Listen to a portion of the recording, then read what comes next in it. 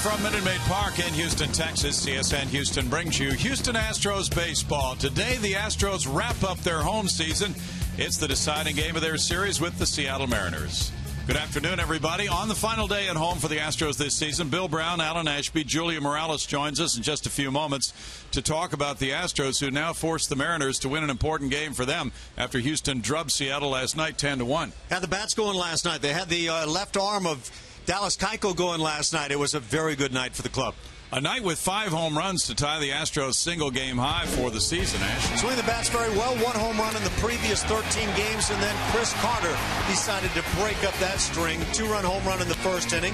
That was followed by Alex Presley launching one, a 2-run shot in the first inning. They came out of that inning leading 4-0. Matt Dominguez would get in the act as he hit one of his rare home runs recently. Even Carlos Corporon with that ailing thumb able to jack one to right field. That was number 4 on the night for the club. They would add one more, Jake Marisnick, as he hit a bomb to left field almost up on the tracks. Jake Marisnick, part of that 5 home run act, and the guys were having some fun in the dugout. What an improvement at home since going 24-57 last season. They're 38-43. This is their best home record since 2010. Have a chance today with a win to make it a 15-win improvement this year. Batting average up a bit, not a whole lot, but that pitching much, much better than a year ago. And Dallas Keuchel's been a big part of that. He certainly did a wonderful job last night. He turns the ball over to Colin McHugh today. And Colin McHugh has been the very best in Major League Baseball. In terms of ERA, since August 1st, Colin McHugh has been dealing, and he's got some great peripheral numbers to go with what you see right there. 6-0 in that span, 150 that ERA, that's a Major League best. In his last 8 starts, a .218 batting average against, on-base percentage, .240 against Colin McHugh, and a slugging of .273. Just phenomenal numbers. He's only allowed 2 home runs in that span, as he's been pitching as well, maybe better than anybody in the game. Coming up, hope springs eternal. Dallas Keuchel thrilled Astros fans and his teammates with a gutsy performance last night that capped off an amazing year. Can Keuchel and the Astros carry 2014's positives into next season? Julia Morales accentuates the positive when we come back.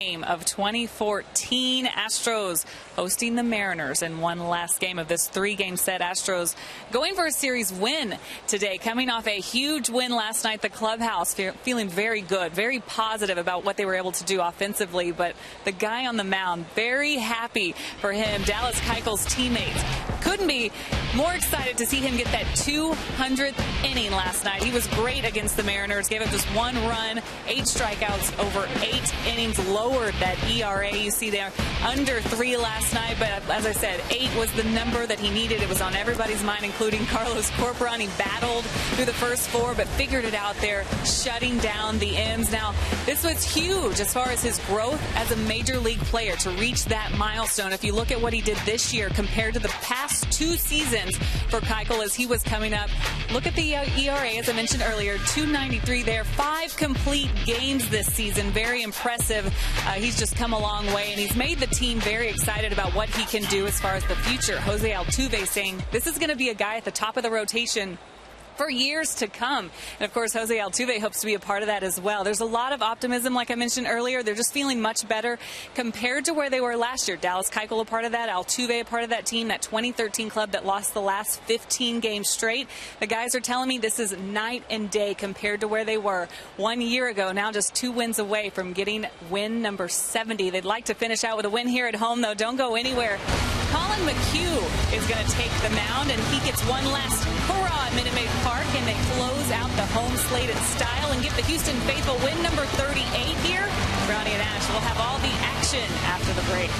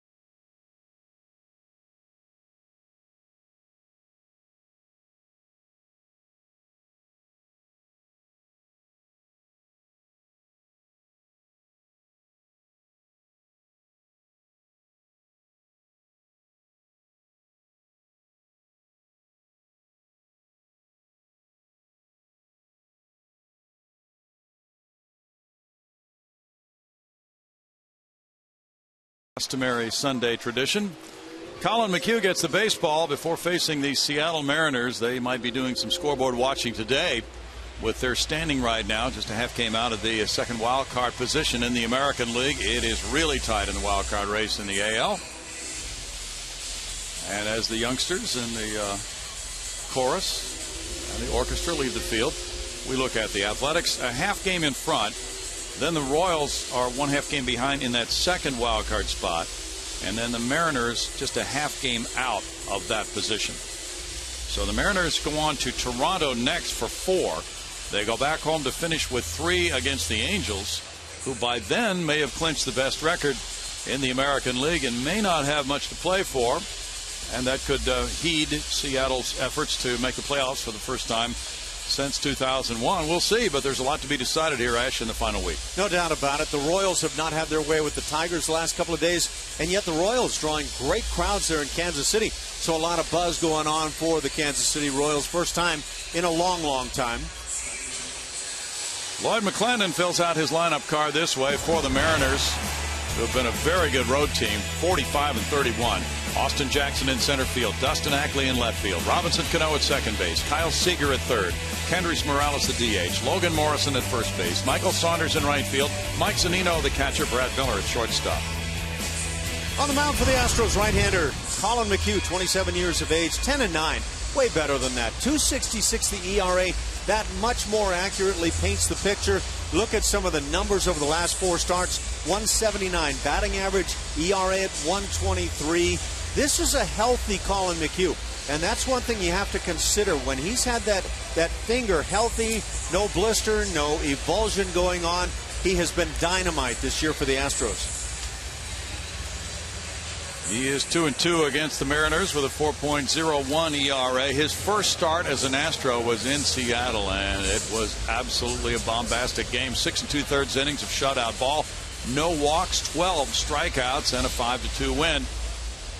And now as he faces the Mariners, he looks in and sees Austin Jackson about ready to step up. There's a delay for some reason. Now they're ready to go. And Jackson's on a 3-game hitting streak. He takes and it's inside for ball 1. DJ Rayburn is a home plate umpire. Jackson 3 for 7 in this series with a couple of walks. Warm day outside. The roof is closed. The liner goes to right field. Alex Presley grabs it. 1 out. So the defense at work already defensively for the Astros behind Colin McHugh. Outfield left to right, Robbie Grossman, Jake Marisnick, and Alex Presley. On the infield left side, Gregorio Petit and Jonathan Villar. On the right, Jose Altuve and Chris Carter. And behind the plate, Jason Castro. Dustin Ackley flexed his muscles with a pair of home runs in the Friday night Seattle 10-5 win over Houston. Ackley looks at a strike. 249, 13 homers, 64 runs batted in for Ackley, who did not find that lineup to include his name against lefty Dallas Keuchel last night. He taps this one up the first base line. It goes to Chris Carter. 2 outs. Good start for Colin McHugh in pursuit of win number 11 this season. Dallas Keuchel got number 12 last night. These two guys back to back in the rotation have really been dealing. Well, then you throw in Scott Feldman, who's been pitching so well. It's been a rather dynamic trio. Now with 2 outs, it's Robinson Cano.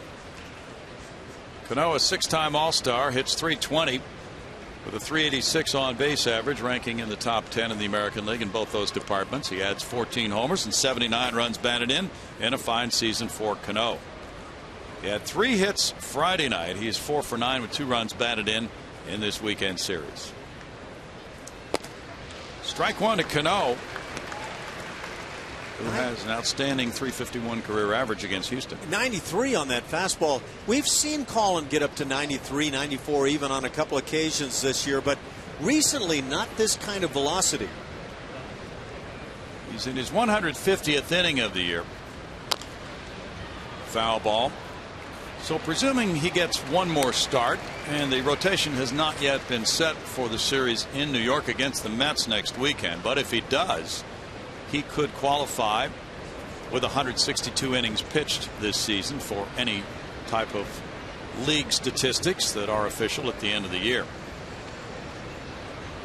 You need about 14 more innings total. Fly ball into center field. Marisnick measures it for a quick 1-2-3 first, needing only 7 pitches for McHugh. Hisashi Iwakuma will pitch in a moment.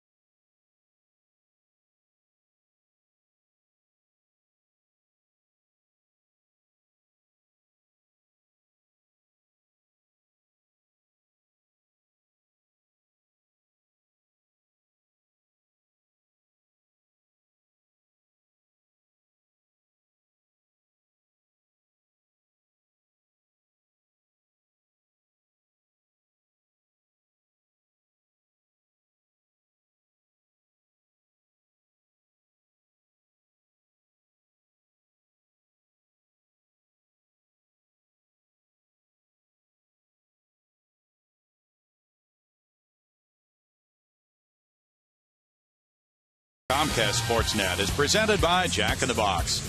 Right now at Jack in the Box, try Jack's Spicy Chicken Club Combo for just $4.99 plus tax.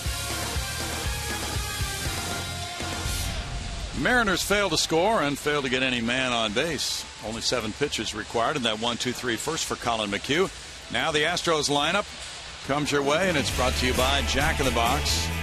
Tom Wallace fills out his card this way. Robbie Grossman in left field. Jose Altuve second base. Chris Carter first base. Dexter Fowler DH. Alex Presley right field. Jason Castro catcher. Jake Marisnick center field. Gregorio Petit third base. Jonathan Villar shortstop. Right-hander Hisashi Iwakuma on the hill for Seattle. 33 years of age. He's 14-8 on the year. Another fine season. 3.42 the ERA. Roughed up his last couple of starts though. One against the Astros, the other against the Angels. And it has not been a good recent span for Iwakuma. Strike to Robbie Grossman. Grossman with a .227 average.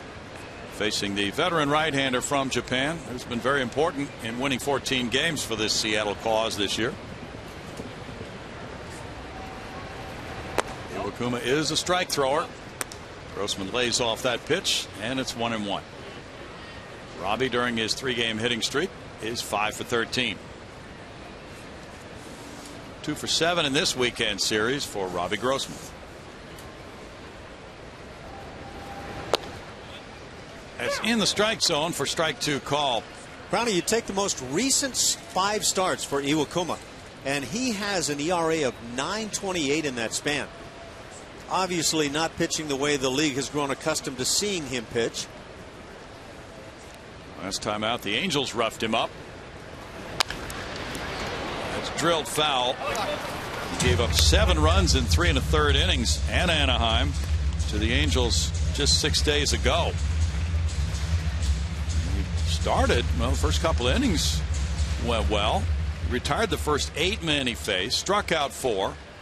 Then he gave up 4 2-out runs, 3 on a double by Albert Pujols. Gave up a solo homer to David Freese. And he left men on base who came around to score, a couple of them.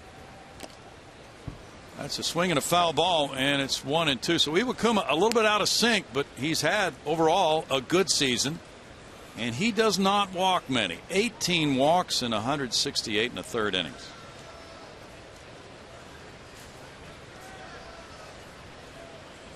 He was an all-star last year. He's now 33 years old. He went 14-6 last season for Seattle. In the dirt, Zunino on his knees for it. It's 2-2.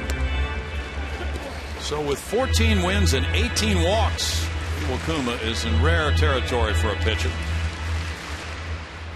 Since 1893, there have been 3 pitchers who have qualified for the ERA title to conclude the year with more wins than walks. That is close to a walk. It's 3-2 now, and Grossman has drawn 52. So here's the battle continuing.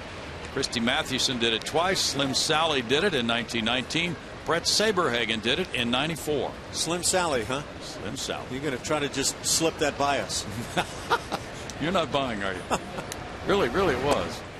Well, there's a walk, and that's only the 19th of the year, so Grossman worked for it, and he's aboard. There's that tendency of Robbie to take some very close pitches with a couple of strikes on him. He gets away here. Grossman with 8 steals and 11 tries is aboard for Jose Altuve. Altuve with 218 hits leads the majors.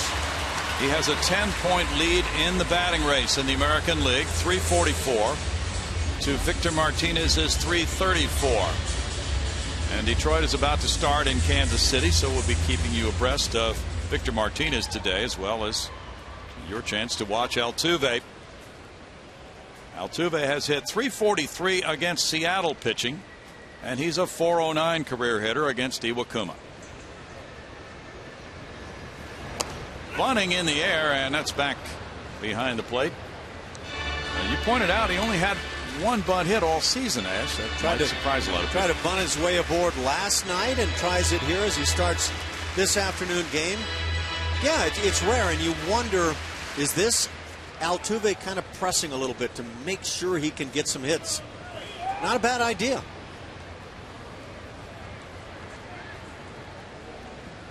Chris Carter's on deck. Seager's in tied at third. The throw goes to first. With this combination for Altuve of 218 hits, 44 doubles, and 54 steals, he's the first major leaguer to combine those 3 categories with those totals since Ty Cobb in 1917.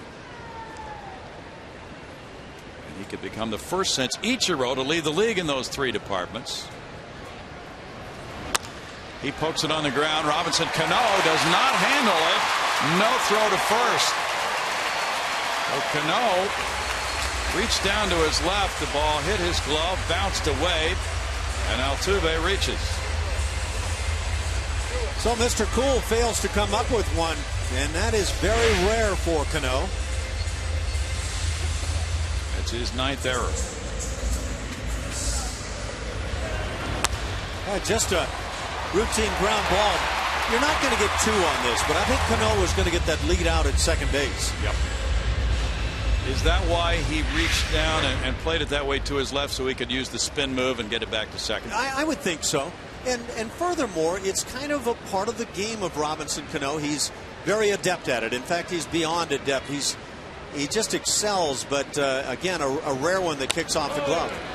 Chris Carter fouls it to strike 1 to Chris, who hit his 37th home run last night. He's second in the major leagues. So Cano with 9 errors. The Mariners with 78, the lowest error total in the American League. Give Carter an opportunity. 37 homers, trailing only Nelson Cruz of Baltimore, who has 39. He's driven in 87 with an 821 OPS. Chris 1 for 7 in this series. In the dirt, and Zunino makes a big play to keep the double play in order. It's 1-1. Carter has hit 11 career home runs against Seattle pitching.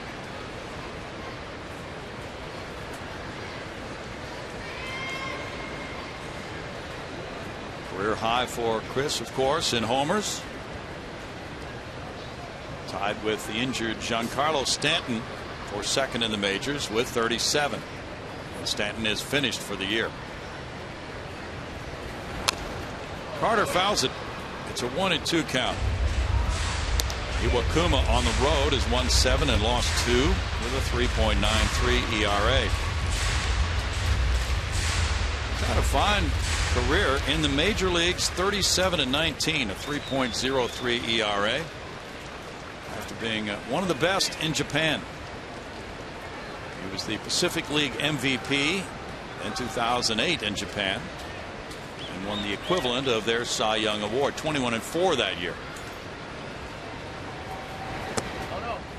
The slider veers away from the plate, and it's 2-2 to Carter now. Carter leads the majors in homers since July 1st with 24. And since that date, he has slugged .601 to lead the majors. Dexter Fowler's on deck. Astros players came out and went around to greet the fans on the field before this final home game, as they have done down through the years. Picture day. Foul by Carter. The Mariners are 10-8 against the Astros this season. They are 6-2 at Minute Maid Park. They had won 6 in a row until the Astros drubbed them last night 10-1. Both these clubs are one game above 500 in September. Seattle is 10-9. Houston is 9-8. Mariners have the lowest ERA in the American League, 3.09.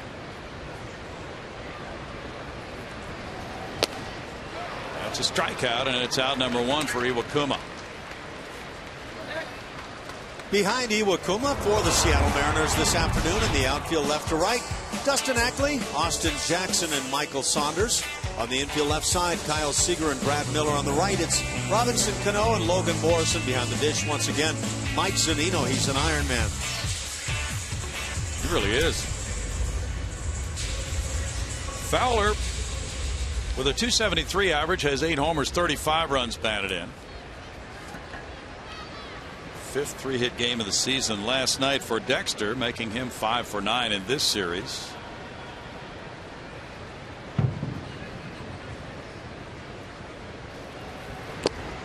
And strike 1 for Fowler. Iwakuma pitching for the 5th time this season against the Astros. Last time out, as you mentioned, in Seattle, September 10th. The Astros hit him hard. He gave up 6 hits and 4 earned runs in 4 1/3 innings and lost the game to Nick Tropiano 5-2.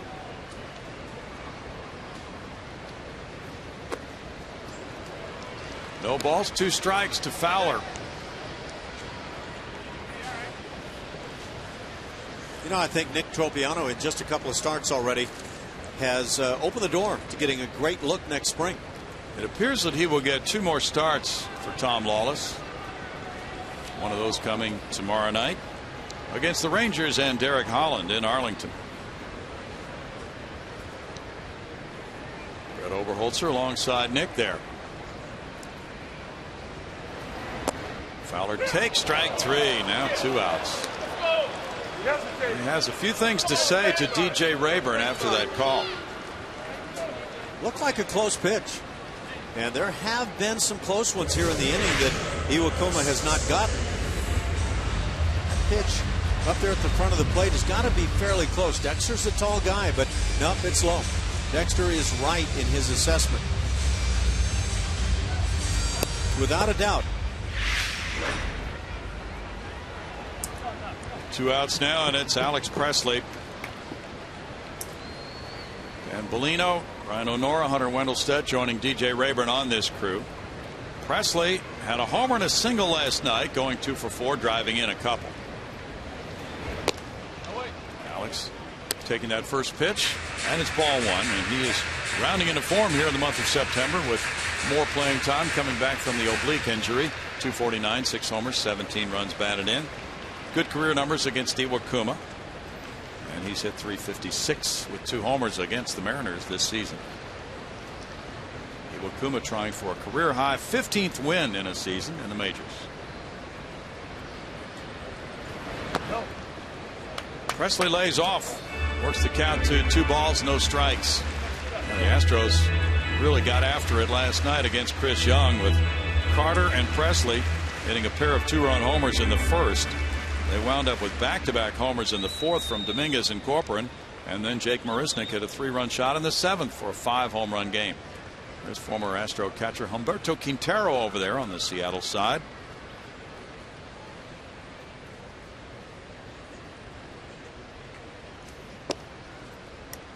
That's called a strike, and it's 2 balls, 1 strike to Presley. Well, we had a couple of first pitches before the game today. one from longtime security officer here at Minute Maid Park and the Astrodome prior to that, Brad Peel, who has worked Astros games for 37 years. He threw out one of those first pitches, and Craig Biggio caught it. Special moment for Brad Peel.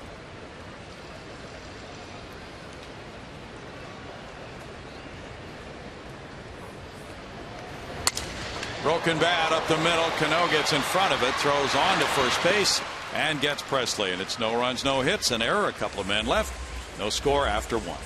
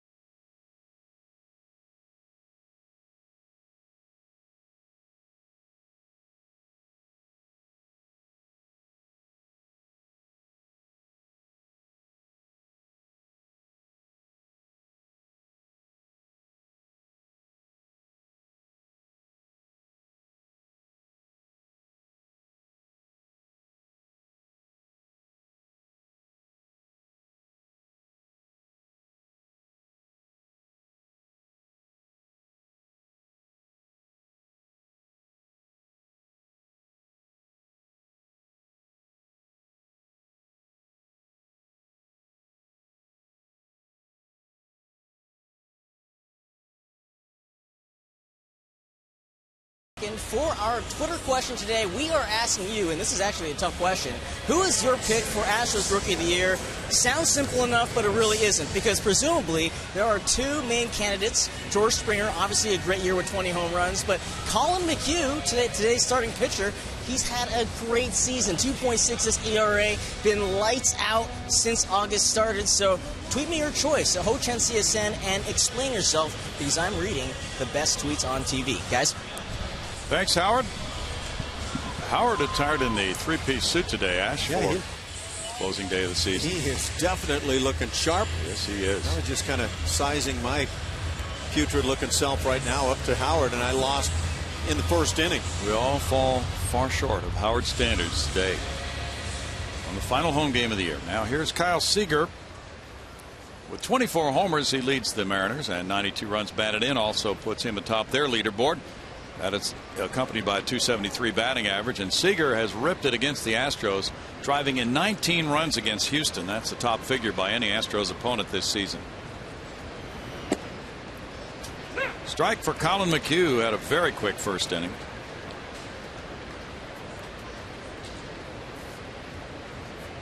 Best ERA in the majors since the 1st of August. Fly ball to left, coming in for it, Grossman. He got a nice jump on the way to out number one. Mariners, with their 45 road wins, are tied for second most in club history. And they've lost only 31 on the road. They go on into Toronto, as we mentioned, next, where they'll play a 4-game set. So Lloyd McClendon's club is right in the thick of things in that wild card race.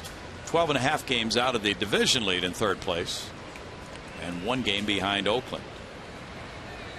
Kendrys Morales better. Thinking, Brownie, how I would try to assess Colin McHugh and his ability to dominate hitters to the level he has. He's not overpowering, but he'll occasionally come up with a fastball that he can slip by guys. At times has very good command. He can throw something other than the fastball in fastball counts, and has a great curveball. It's just a nice combination. Has a change uphill spot. He's really a pitcher. 1-1. There's a very nice story about him in today's Houston Chronicle by Evan Drellick. He went on a gluten-free diet over the winter. Lost a bunch of weight. 25 pounds, he said. 1-2. Well, he's a slender guy. I actually, because he's been so slender since joining the ball club, I have a hard time picturing him with 25 pounds on him. He says, quote, "My diet has changed my body 180 degrees from where I was before." Fouled away. Well, he has some allergies, so that's part of the reason for his change, the gluten-free diet. But boy, it's work, hasn't it? Well, he's got a chance, as you were talking about, if he can get enough innings to get to 162, to be among the elite handful in terms of ERA in the American League.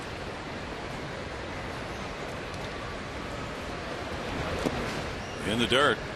2-2. Yeah. Dallas Keuchel, with his 8 innings last night, got to 200 innings, and he wound up, we think anyway, he's finished for the season with a 2.93 ERA. That is 6th in the American League.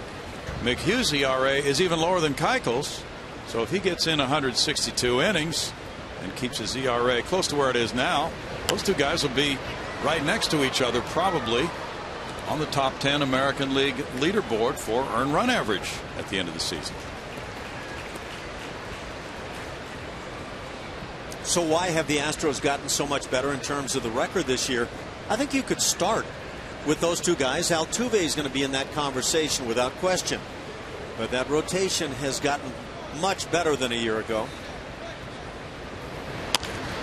That's hit, and there's a play by Villar, or Petit rather, and throws it over to first. Gregorio Petit, the sparkling play to his right, backhanding the ball and getting Morales. That is very well done by Petit, playing third base today.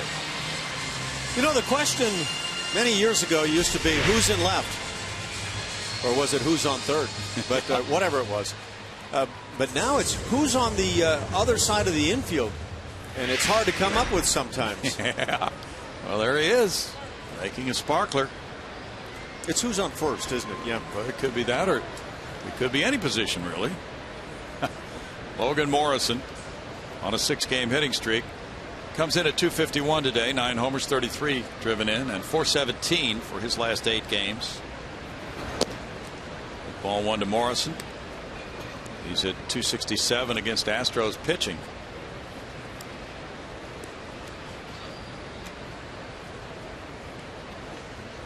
Morrison's 27 years old, from Kansas City, Missouri. How does 376 career sound for you against Houston for Logan Morrison? Sounds awesome. Fly ball, and here's Villar coming in. Petit is there. Villar takes it. 6 in a row retired by McHugh. No score in Houston.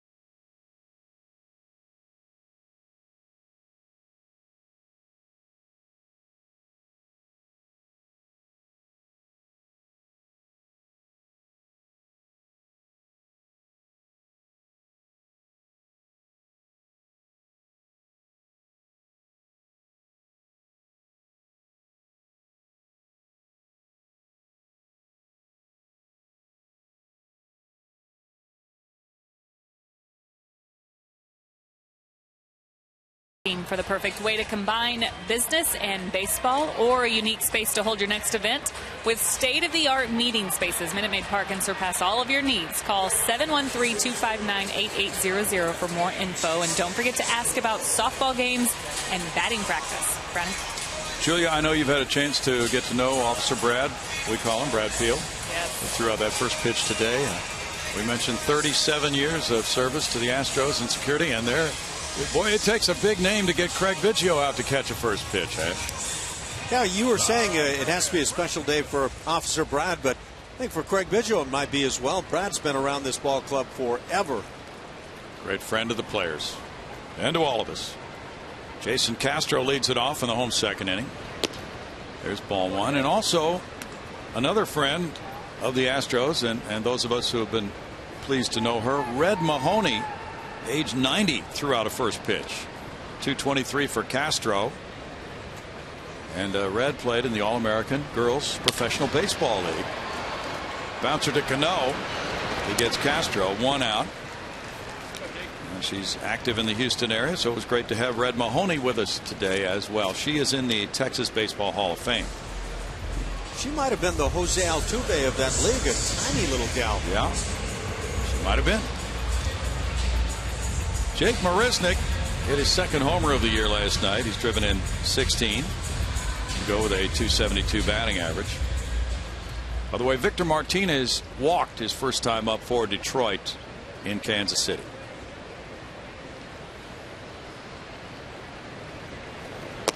Marisnick showing bunt, pulls it back, and it's ball one. Kansas City got a run in the first and leads Detroit 1-0 in the middle of the second now. Rick Porcello is on the mound for Detroit against Jeremy Guthrie for the Royals, who lost that tough one yesterday. Detroit using an appeal play to get an out at third on Salvador Perez, who did not go back and retouch third base after a line drive had been hit to Ian Kinsler, and he threw the ball away trying to get an out at second. That would have been the go-ahead run in the sixth inning for Kansas City, and Kansas City lost by 1. A very big call, not reviewable, we found out after the game. The not reviewable aspect of that might have to be revisited by Major League Baseball, because they ultimately got it right, and it's a good thing. They did get it right. A shot into left field. Marisnick hammered that one. First hit of the ball game goes to the center fielder, Jake Marisnick. Different looking Jake Marisnick for the better. And I'm telling you, the ball he hit last night, big time bomb. This ball, you're looking at a major league hitter that likes to lash the ball around with that swing. That's not the swing we were looking at to begin with.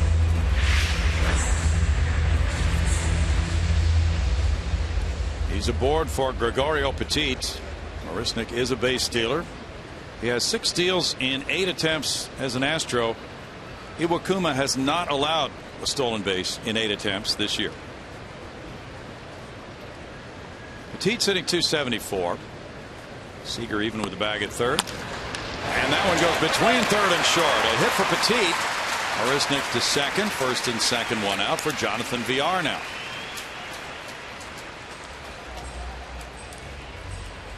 Yeah, I just continue to get the feeling that Gregorio Petit is telling people, don't forget about me. I could help this club.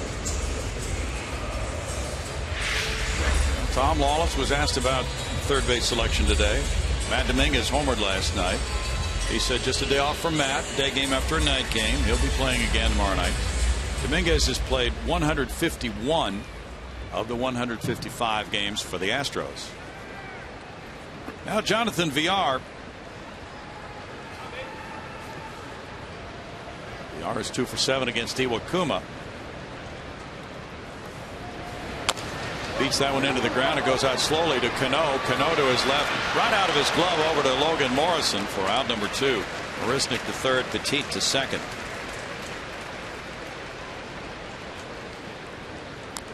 That's a pretty slick play, and you could see it coming. One of those plays, quite frankly, for the first baseman, you wouldn't want to have it be a whole lot different. You put it in the right hand and throw it, and you're just going to tie up a first baseman. So beautifully done by Cano.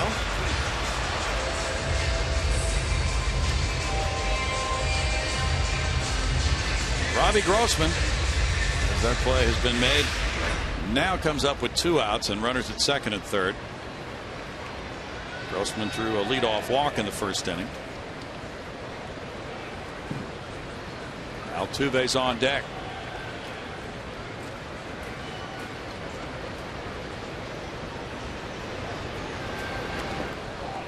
Good play by Zunino to hold Marisnick at third base on ball one.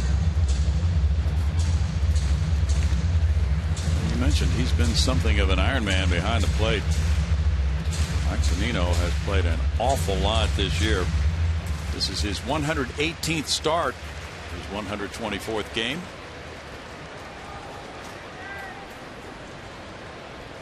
But he's young, Ash. Young and strong. And he shows some of that strength with the bat, no doubt. He's got a pretty powerful home run stroke.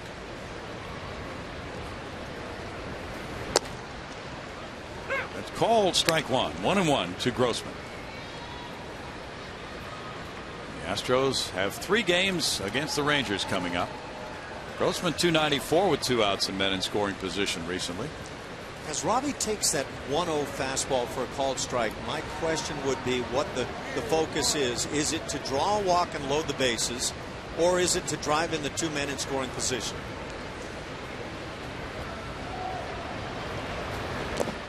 In the dirt, it kicks away. Marisnick's coming home, and it's 1-0 Houston on a wild pitch. Petit moves into third base on that ball, getting away from Zunino. Or is it to wait for the wild pitch? I'm not really sure how far that thinking goes, but sure love a lot that Jake Marisnick is bringing to the table. If you get that glove involved as a catcher, you'll have some problems. Keep the glove just simply down and locked and a lot more steady. He's having fun. Marisnick was ready to bolt home. He turned on the Jets very quickly. Iwakuma has only 2 wild pitches all year. Fouled away. 2 balls, 2 strikes. He is a control specialist.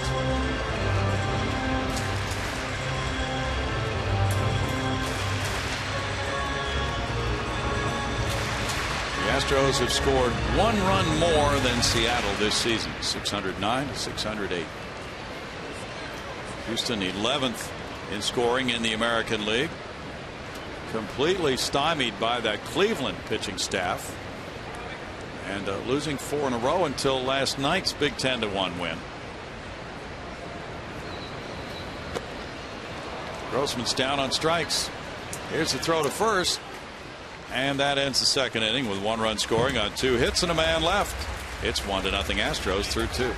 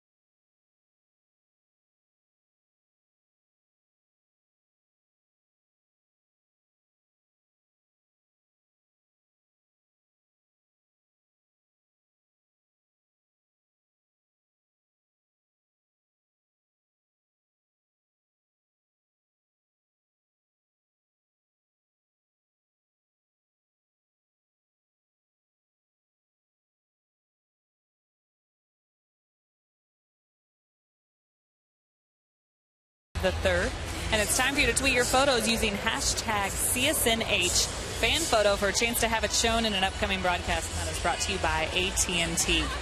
Colin McHugh has a lot of experience against the Seattle team so far this season, so he knows when going in it's probably going to be a cutter-heavy day for him. They throw a lot of lefties in that lineup. He had 8 lefties in the lineup when he faced this team the last time. Not as many this time, but you know that cutter will be used. Also the slider. Mike Stan did a great job of detailing how different these are for him, but that's really brought him along this year. He talked about this a lot yesterday and how he's been able to develop those pitches and how to throw them, when to throw them. It's really helped him. We talk a lot about Colin McHugh's confidence. I think that has a big part to do with it, guys. He should be very confident with the season he's having. Thanks, Julia. Michael Saunders, the batter. And strike one to Saunders. 262 for Saunders, 6 homers, 28 runs batted in. Michael 0 for 2 in this series. He started the game and drew 3 walks Friday night.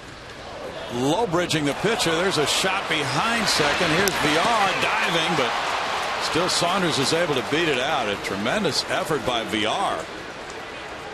And Saunders gets the first base hit of the game for Seattle.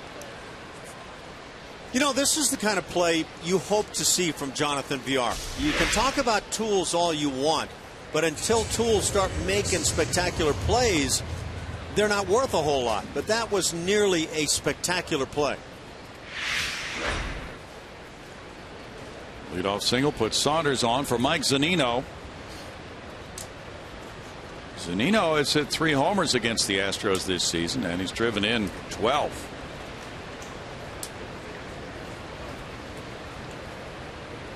Three for 9 with a homer in this series. In fact, he was up there to bunt Friday night and wound up hitting a 3-run homer. There's ball 1 to him. He has hit 21 homers, and that's the most by a Mariners catcher in a single season. I hope he got chewed out royally by his skip in that bunt home run scenario. Right. Runner going. Ground ball hit through into center field. Here's Saunders going to third. Marisnik will get it into second base, and the Mariners have something working. First and third, nobody out on the Zunino single.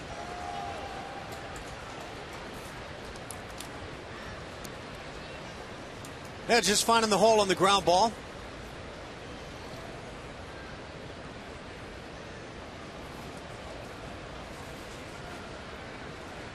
Now the number 9 hitter, Brad Miller. 212 for Brad, 10 homers, 36 runs batted in. And it's been a platoon arrangement at shortstop with Miller facing right-handers for the most part. And the guy who played at short last night, Chris Taylor, plays against lefties. Miller went 0 for 5 in the opener of this series Friday night. Out to shortstop, slowly hit. VR tossing. VR getting to Altuve, and it's a double play with a run scoring to tie the game at 1. They had to hurry to get 2, but Miller is doubled up, so no RBI. Watching the first base coach right here, I thought we might see Lloyd McClendon come out and question this play. Very close at first.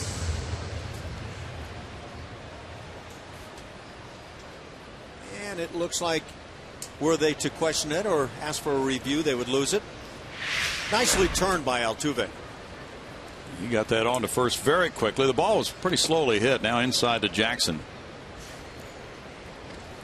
Jackson line to right field. Altuve had one of those last night too, but that was even more difficult because he took the throw on the run from Matt Dominguez.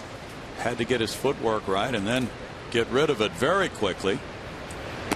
And the guys in the truck took a look at it on the counter, and they estimated he had the ball in his possession a half a second last night on that double play. Took him more than a half a second to come up with that estimation, though. Yeah.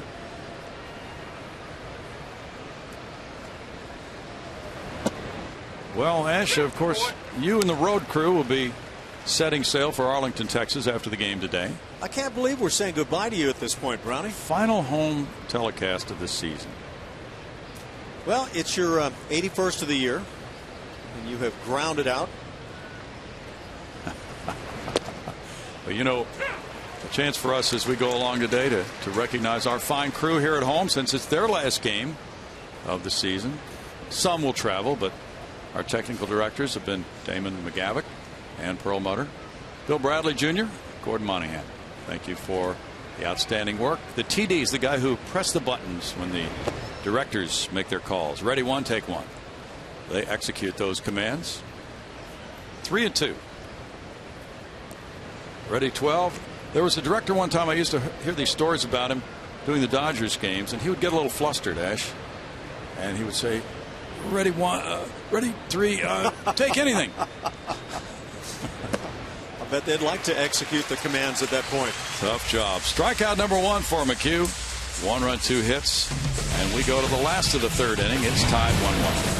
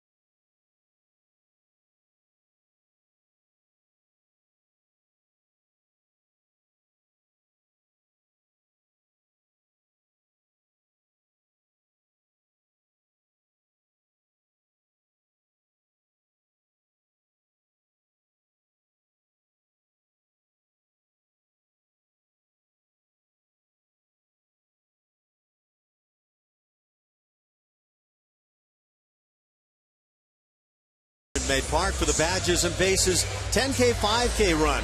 That's presented by the Astros Foundation and the Houston Police Foundation. Next Saturday is when it's coming up, June 20. Or make that. No, that's not going to work, is it? Is it the 27th? It's the 27th. Yeah, it's Saturday. September 20. Yes, okay. So I'll stay with that one. There's a kids fun run for ages 12 and under, and all participants will receive a commemorative T-shirt. Register at astros.com/race. I was taking too seriously this end of the season talk you were just making me cry over. Okay. Well, it's not the end of the year for this man, number 27, Jose Altuve. He reached on an error first time up, showing bunt now after trying to bunt and fouling it off earlier. There's ball one, so he's reviving the bunting game here late in the season. Altuve's tied with Rod Carew for the most hits for a second baseman in a season since 1937. 218. In the air, and the shortstop drifts out for it, Miller. Altuve is 0 for 2 today. That's 1 out for Iwakuma. You know, you got to feel protective of Jose Altuve and desirous that he is able to attain that batting championship. But what do you do once he's 0 for 2 in a ball game like this? Do you protect him and sit him down? Do you keep running him out there? Yeah, I think it's a real tough shuffle. Now, last night he came out after he had his second hit of the night. He went 2 for 4. Chris Carter bats now. He struck out earlier. Altuve had 3 hits on Friday night and came out of the game at the direction of the skipper, Tom Lawless. After that, he wants to play. Altuve got a pitch to hit right there as he popped it up.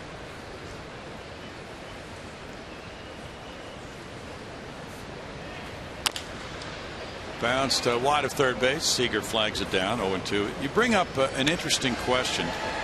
The player wants to play. He doesn't want to back into a batting title. He wants to keep swinging right down to the last game. People want him to get this so badly that they want to help. And the manager can help by selecting certain confrontations, certain at-bats, and resting him at certain times. But he doesn't want to sit out games, so it's a way to get him out maybe in the 7th inning of an already decided game and say, well, 2 hits is enough tonight. 3 hits is enough tonight. Something like that. It's such a different scenario, Brownie, in my opinion, where you have that batting championship involved. If you could throw that out and just say hits title, you would want every at-bat you could get for Altuve, and you'd just stand there and having a great time with every at-bat. But you throw the batting title in there, and it gets a little tough. You know, that's a very interesting point. He'll get the hits title. He has a lead of 28 hits over the number 2 man in that race. He has a lead of 15 steals, so he'll get that stolen base title. But it's the batting average. Strikeout number 4 rather for Iwakuma. But it's average, and he has a 10-point lead coming into today. Really, Victor Martinez has a lot fewer at bats, and he's in that power-laden Detroit lineup. And he's probably not focusing nearly as much on the batting title because they have to try to get in the playoffs. Yeah, and that's a great point, because for Victor Martinez, because he has less at-bats, he can fluctuate with that batting average more quickly up if he gets in a little hot spell. So I think you're always playing this little juggle with Altuve right now. And again, I don't really admire the skip. Yeah, it's a tough job. Fly ball to Ackley in left. And Ackley and I think in a way, the pennant race distracts Martinez and may take some pressure off him in the batting race. You may disagree. At any rate, after 3 innings, it's 1-1.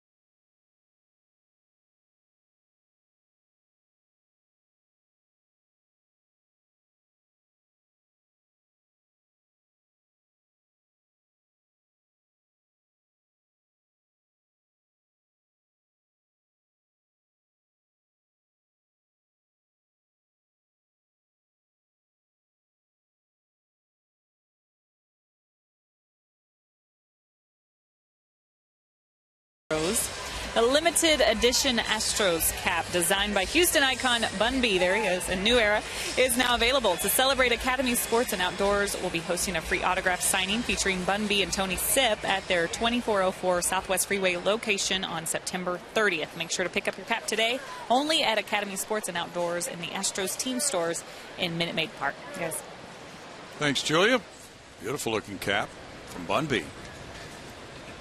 We go to inning number 4. Dustin Ackley steps up. It's 1-1, each club with 2 hits. Ackley grounded out to first earlier. That's ball 1. Bun B now one of the great designers of the world. He is. He's branching out.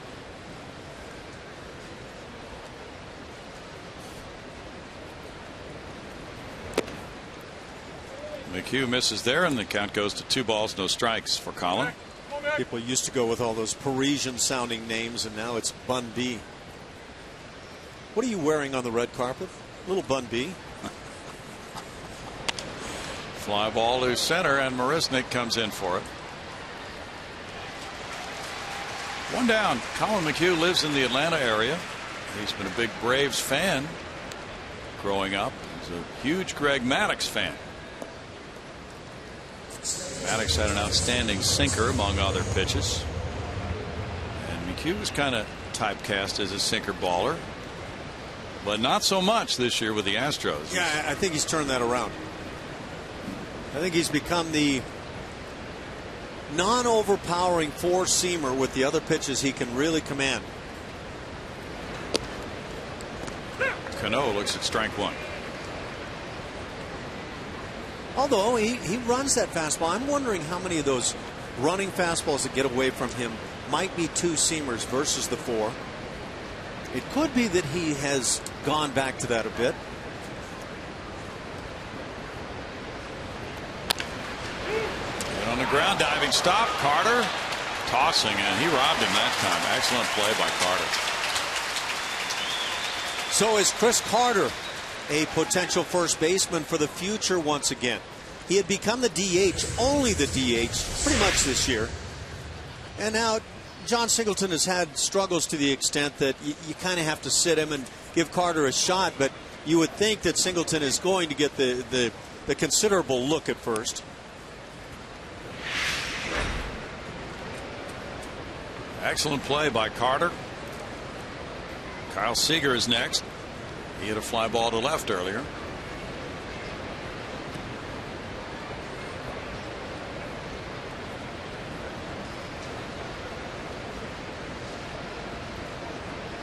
Infield shifted around, playing him to pull, and he takes strike one.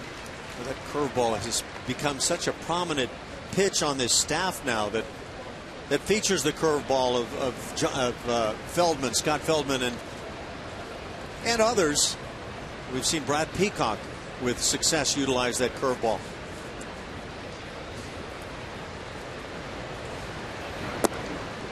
In tight, 1-1. The Astros recognized their minor league pitcher of the year and minor league player of the year last night before the game, and those two players met with the media before the game today.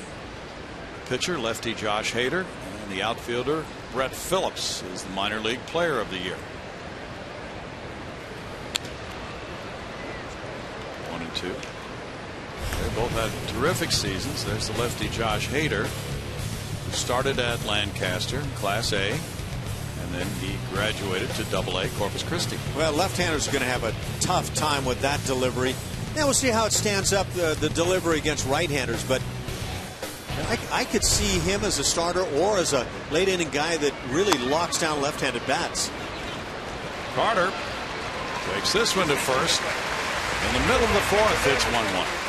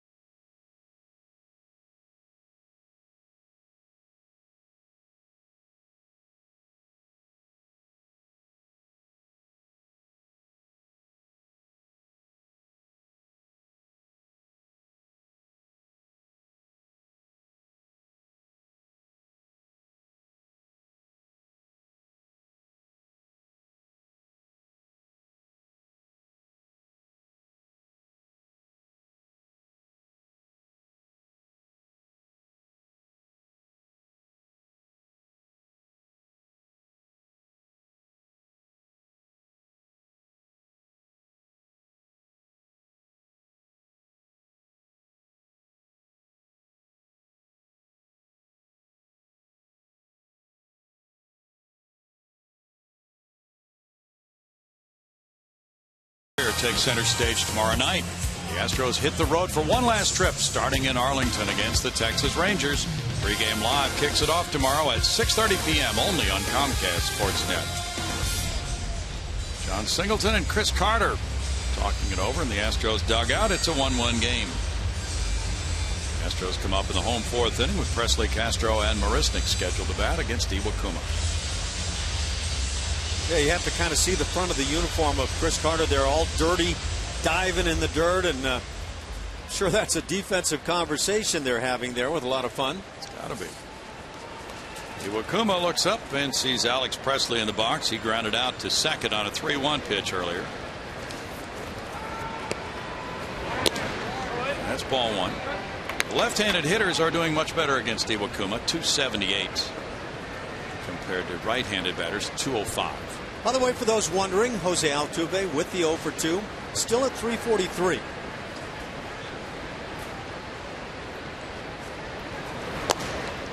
Would you explain that?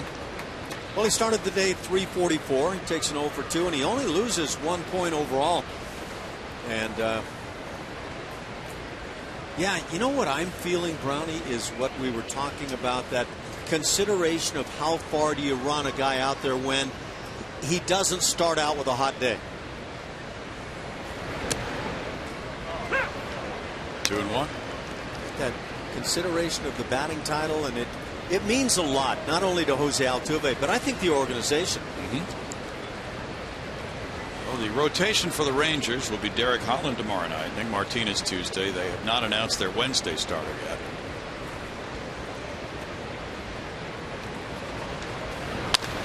Ripped on the ground. That's a fair ball at the right field line. And it stays right there. Saunders has to come after it. A double for Presley.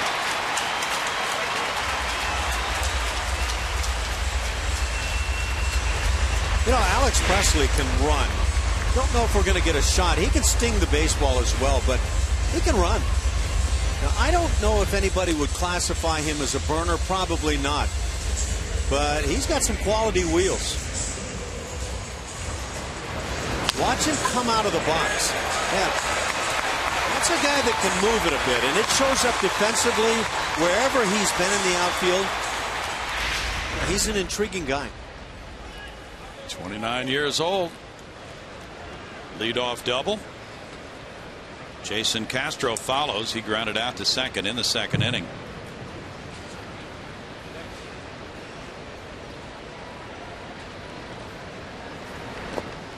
In the dirt. Ball one. Iwakuma's thrown several pitches in the dirt, and in fact the Astros run came on a wild pitch. I'd like to thank the guys and gals who have helped out on audio all season long. Jason Martin, Matt Weaver, Terry Sanders, Ray Hossman, Adam Sally, Wesley Marrero, Kenneth Schlein, and Richard Martinez. Trying to make us sound better. That's been a challenge for them. Takes more than 24 hours to get that done. 1 ball and 1 strike. Now you guys on your traveling party will be setting sail after the game today, and of course our producer Carl Patterson will be making this final road trip of the year. Director Paul Bykowski will be on that group. Mike Uguccione will be probably going on the trip, don't you think? To do graphics. I would think so. Tom Leonard is making the trip. 1 and 2. So we have a home crew and we have a road crew. But these folks who have worked for many years here at home are the people we really know. Most of the people on the road work only in those cities. Yeah, that's a funny thing though, when you're traveling, and you've done it for I don't know how many years, 50 or so at this point, but you get to know those guys on the road a great deal. Yeah, it's a job people really want, isn't it? Get to go to the ballpark and work. It's what you dreamed of as a kid, isn't it? You bet.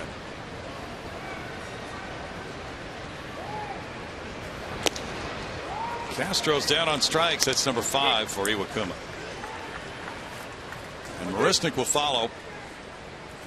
He hit a sharp single to left fielder. That's one of those bad outs for the ball club with nobody out, man at second base. Always want to at very least move the man up, and so it hurts to get the strikeout. The Astros are nearing 1,400 strikeouts for the season. That's the most in the American League. Marisnik, though, got a single between third and short and came around to score in the second inning. The Nationals are shutting out the Marlins 2-0. They're in the top of the 8th already at Miami. Washington got 2 in the 5th. They just got Ryan Zimmerman back in the lineup last night.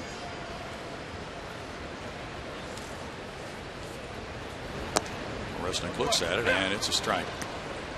Those Nats could be tough in the postseason. Yeah, they really can. I like Doug Fister right now.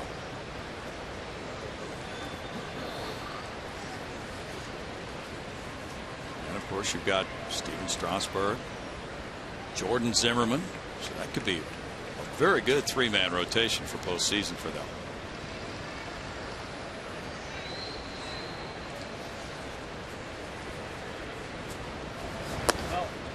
Breaking pitch, and Rusnick looks at it for a ball. Seattle sets up very well for that one-game do or die, the sudden death playoff, when you consider that Felix Hernandez is lined up to pitch that ball game. Of course, that's if everything goes right. I could imagine Lloyd McClendon getting pressed into using Felix to win to get into that ball game. Yes. So that could happen. He could reserve that option for a decision next weekend against the Angels. That's a good call on your part, Doug Fister. 9th in the major leagues in ERA right now. Rusnick takes a look at it. It's 2-1. Well, we always talk about the ace of a staff, right? But it takes probably 3 really solid starters in the postseason to win it all, right? So who's the ace of the Astros staff? I would respond Dallas Keuchel. And then you look at Colin McHugh and Scott Feldman, and some nice names and arms to go along with the ace. True.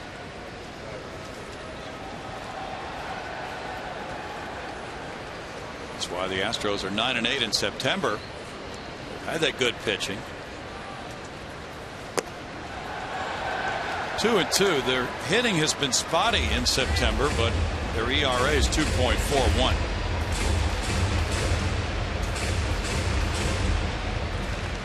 In that Nationals game, Steven Strasburg is the pitcher today. 7 innings of 3-hit shutout ball against Miami. Nate Eovaldi started for them.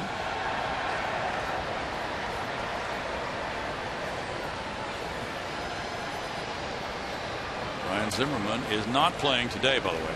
Pickoff at second. Presley back. And that becomes an issue, too, for manager Matt Williams. Where do you play Ryan Zimmerman? Apparently left field. Kevin Francis there today, but Anthony Rendon has been solid at third base. And he has Asdrubal Cabrera at second base. Rendon could play there if Zimmerman played third, but Zimmerman's had throwing problems at third. Major throwing problems. And like Dale Murphy, who comes to mind back years ago. Problems with the throwing thing, but put him in the outfield and it goes away. Yeah. Rusnick fouls it. Yankees lead the Blue Jays 2-1 at the end of 6. And skipper Joe Girardi of the Yankees has said that Derek Jeter will play every remaining game. Ryan McCann hit his 21st homer. Brett Gardner, number 17. Tanaka has returned to the rotation for the Yankees. Masahiro Tanaka went 5 1/3 innings, giving up 5 hits and 1 run today. Had he stayed healthy, it might have been a very different finish for the Yanks. Could have.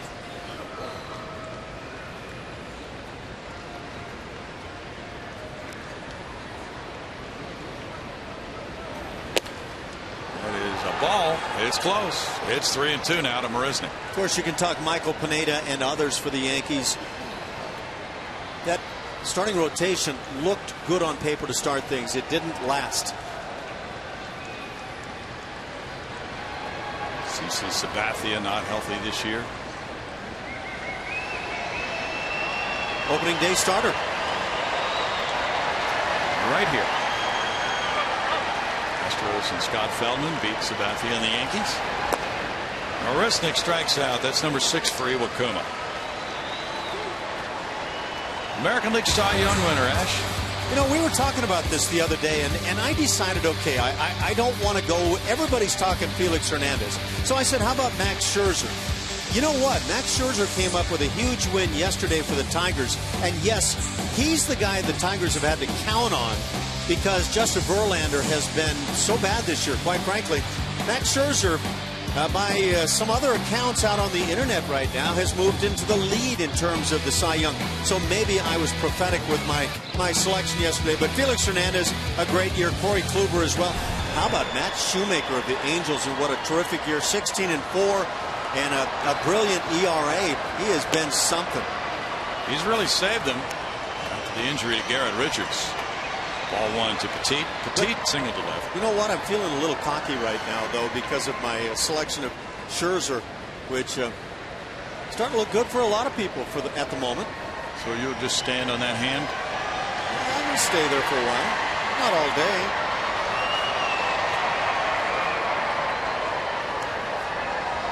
Cano jockeying with a base runner at second there. Presley pitches ball two, and it's 2-0 for Petit. VR's on deck.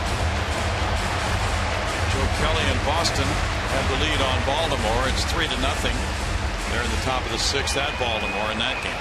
May I just say, Jared Weaver's had a big year with the Angels, and Weaver an 18-game winner now, and the Angels' best record in the American League, best record in baseball. So between Weaver and Shoemaker, they have gotten a lot on the hill outside of Richards. Strike one to Petit. Garrett Richards could have been my selection had he not blown out that knee. What's it been? At least a month ago now. Yep. The Mets lead the Braves in Atlanta 6-2. They're in the bottom of the sixth inning now. With Jacob deGrom on the mound. He has struck out 10 in 5 innings. He struck out the first 8 to tie Jim DeShays in his last start. Foul ball makes it 2-2.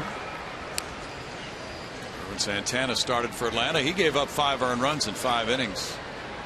That Atlanta club may be undergoing an overhaul, according to the rumors, including the front office.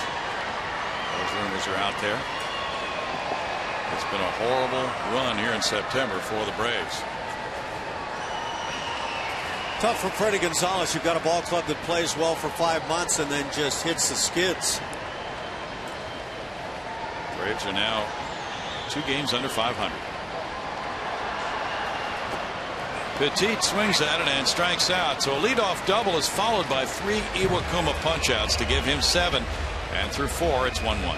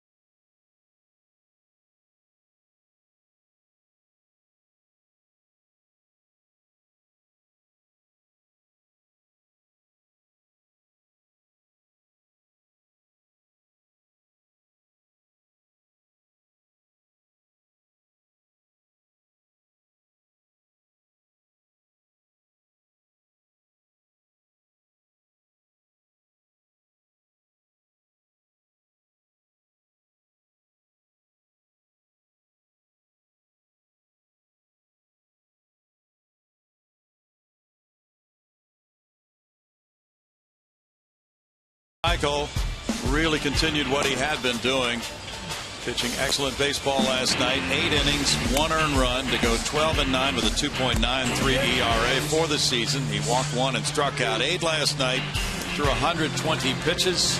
He got to his 200 innings by getting that final out. He retired the last 11 men he faced in the 10-1 win over Seattle. And today's Geico quote is Lloyd McClendon on Dallas Keuchel after last night's win. Listen, everybody was up in a huff last night about what I had to say. Last time about what I said. I wasn't trying to downplay the kid. He's got average stuff. He knows how to pitch.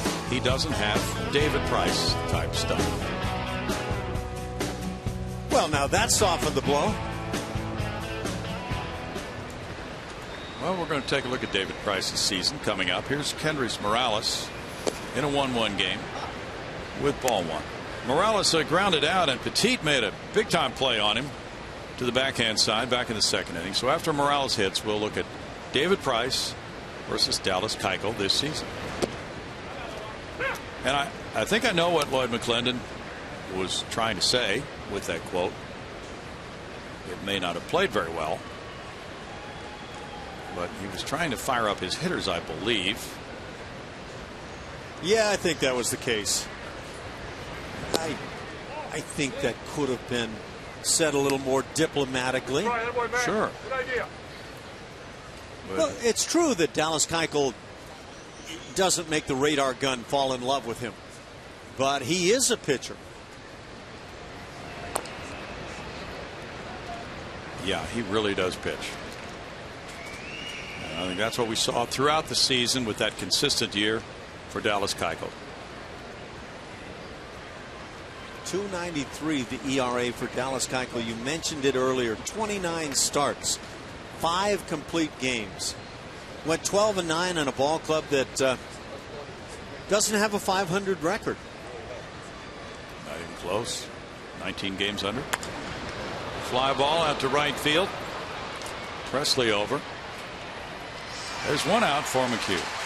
So let's take a look at it. Here's the comparison. Dallas Keuchel and David Price. Much lower ERA than David Price. And the batting average against. Yes, Price has a lower batting average against. .242. Not everybody's a strikeout pitcher. Not everybody's a ground ball pitcher. Dallas Keuchel's the best ground ball pitcher around. Look, David Price is really good, and everybody would love to have him in their rotation. No dispute there at all. But I have a feeling there are a few clubs that wouldn't mind having Dallas Keuchel right about now. Logan Morrison takes a look at strike one. Keuchel 6th in the American League in ERA. David Price 14th. Doesn't tell you the whole story, but tells you a good chunk of it. Keuchel wound up 3-1 this season against the Mariners with an ERA of under 2.5 against them. So it wasn't just a 1 or 2 start fluke for him against the Ams. 0-2. Yeah, I wonder how many managers might have felt under their breath in watching Greg Maddux shut down their ball club, or Tom Glavine, that, oh, you know, he's not, I don't know who the David Price of that day might have been, but he's not that guy. His stuff is more toward average, but watch that great shutdown night time and time again from that pitcher. I don't know. I've heard managers say that thing to their teams, but not to the media. Well, he apparently had a small firestorm on his hands when the media brought that up after the game last night. 2-2. But that's life in the big leagues, as they say, Ash. Yep. And we move on. And again, I'll just say, in the clubhouse, that stuff gets said all the time. Motivation, however you want to spin it in your own head. But once it gets to the media, probably never serves you well. Well, the media loves a story like that. You know, and then there's the case where that guy gets mentioned, whether it's Keuchel or whoever, and he gets traded to that manager. Ooh. Then you've got issues. 2-2 for Colin McHugh.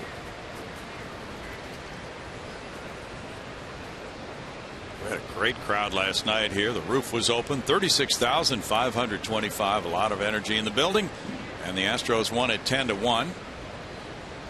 It's warm today, so the roof cannot be open as far as the comfort level for the spectators.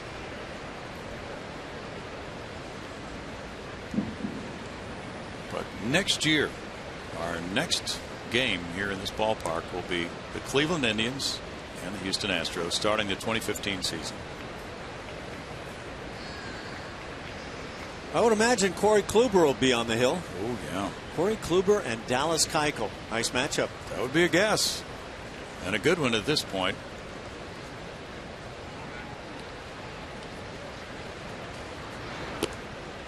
Three and 2 now to Logan Morrison. Our good friend Greg Lucas has come out with a book, Baseball, It's More Than Just a Game. You can get it at Amazon.com. Good reading for you baseball fans once The Astros are no longer playing, and you need to occupy yourself. He's got a lot of great stories about the history of baseball. Vignettes. You know, Joe Sewell had a 14-year career, and he used the same bat.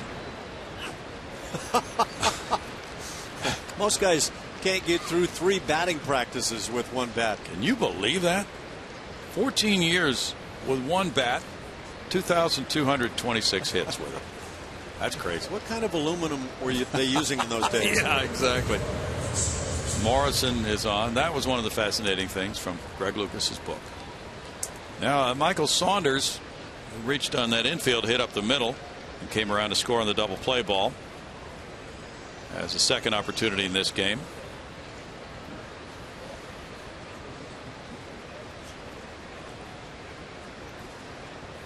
Can you imagine that? With ball one. How many bats do you think you used in your career? Oh, goodness. On any given season, if you were playing close to every day, you were going to go with batting practice, and of course batting practice wears your bats apart. You would go through, I would think, safely 2 to 3 dozen bats. Easily. 1-1. Some guys, and I could name some names, teammates, would have 5-6 dozen bats sitting in the bat rack up in the clubhouse at a given time. I mean, it was a constant ordering of bats. Now, could you close your eyes and tell what the weight of the bat was? Close. Reasonably close.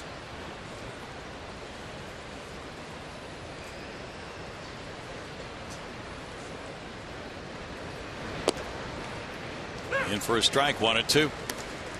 And you're always adjusting. If you're not having a great year, I don't know if Altuve changes bats or not. I've heard that teammates can pick out bats for him and he'll use it. And of course, he gets 3 hits anyway. But you know, you'll get in a little slump and you'll pick up a teammate's bat, and all of a sudden it feels like the right choice. And now you start going to that, and you might get yourself a hit, and then you go up and ask them to order you a dozen of those, and that cycle goes on and on over the course of the marathon. And these bats aren't cheap anymore, that's for sure.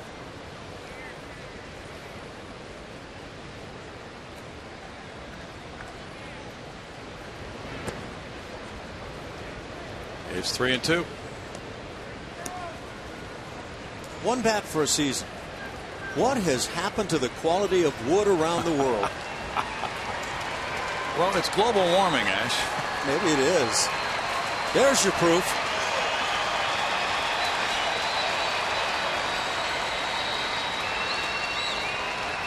Runner takes off. There's a foul ball. Still 3-2 to Saunders with Zunino on deck. Late little weak swing by Saunders there. That could have been problematic for Jason Castro, coming firing out, getting ready to throw to second. Colin McHugh, part of an Astros rotation, which has the best ERA in the majors in the last 19 games. 2.08.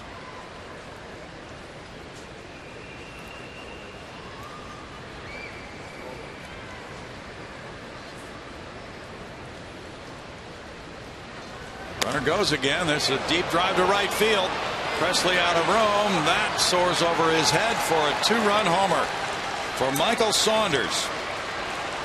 3-1 Seattle. Saunders hitting his 7th of the year, giving him 30 runs batted in.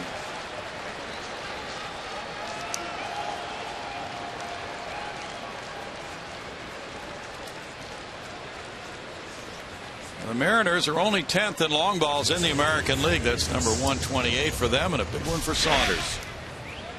Looks like a little cutter that kind of gets more plate, I'm sure, than Colin McHugh wanted. Of course, with the 3-2 count, you're trying to throw a strike. And Saunders, whether guessing, looking for that pitch or not, got the barrel right to it. Mike Zunino bats next. Taking ball 1, he singled to center field in the 3rd inning. Saunders hits his 2nd career homer off McHugh.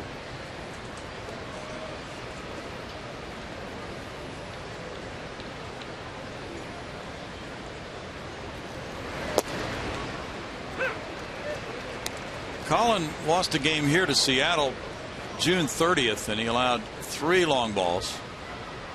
That's when Saunders struck against McHugh for the first time this season.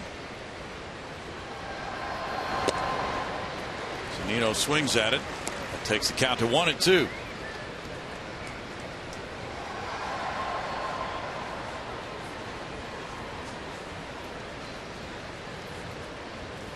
Zunino was the 3rd player drafted in the 2012 draft from Cape Coral, Florida.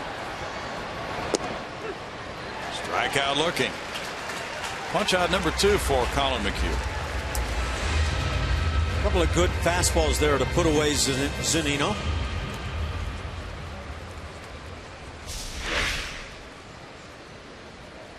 Not exactly where Castro wanted it, but pretty much perfect in any other regard. Now it's Brad Miller.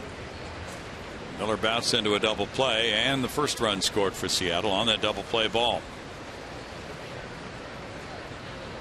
He and George Springer, very good friends. They roomed together on the USA Collegiate National Team 2010. Strike to Miller. Special thanks to the folks in our video room this year: Stephen Shaw, Tim Joplin, Craig Beversdorf, Ralph Cantu, Bobby Maxwell. Strike, 0-2.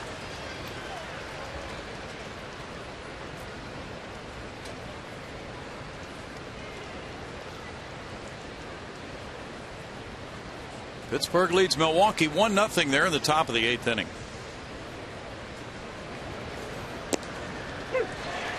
Struck him out looking. 2-run score on 1 hit. That's the 3rd strikeout for McHugh. The Mariners lead it 3-1.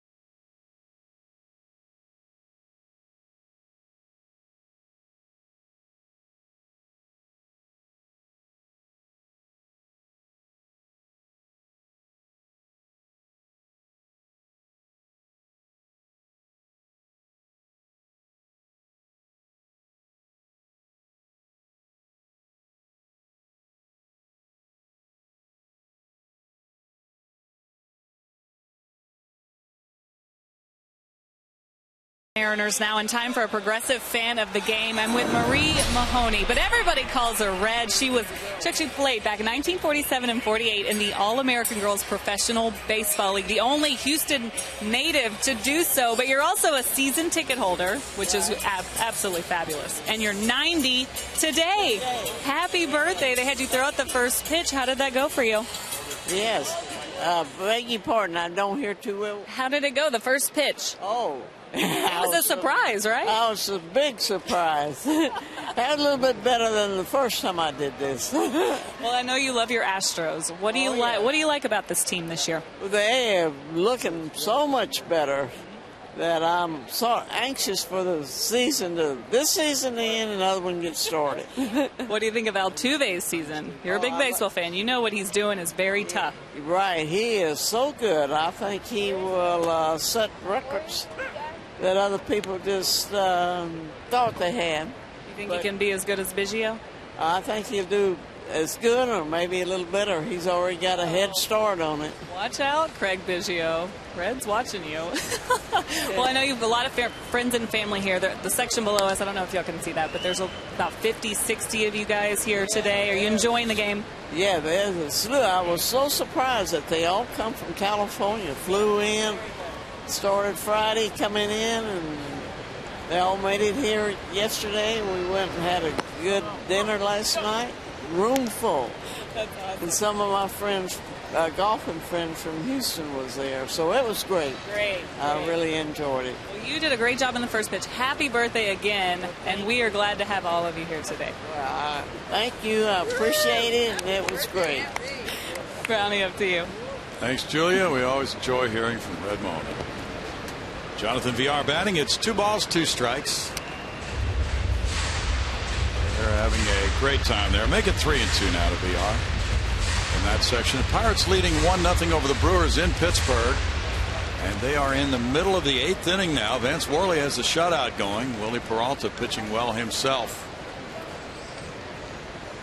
Russell Martin has the only RBI in the game, his 67th of the year. He had the big game-winning homer a couple of nights ago. He's been a real leader on that Pirate team. VR draws a leadoff walk. And that's the second walk for Iwakuma. Both have come to a man leading off an inning.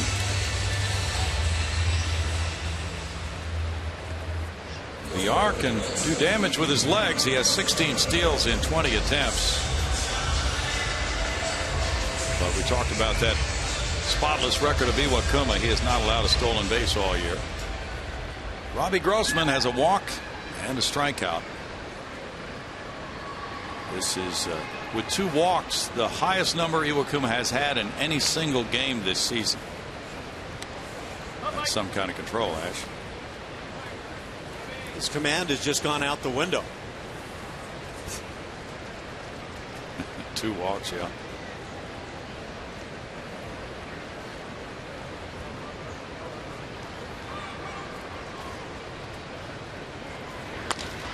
A rifle shot into right center field by Grossman. VR goes to third. Here's Saunders throwing it into the cutoff man, and it's 1st and 3rd. Nobody out as Grossman comes through. Well, there you go. Robbie Grossman swinging early in the count. And as he's been doing so much recently, hits the ball sharply. This left side of the plate has been good to Robbie this year.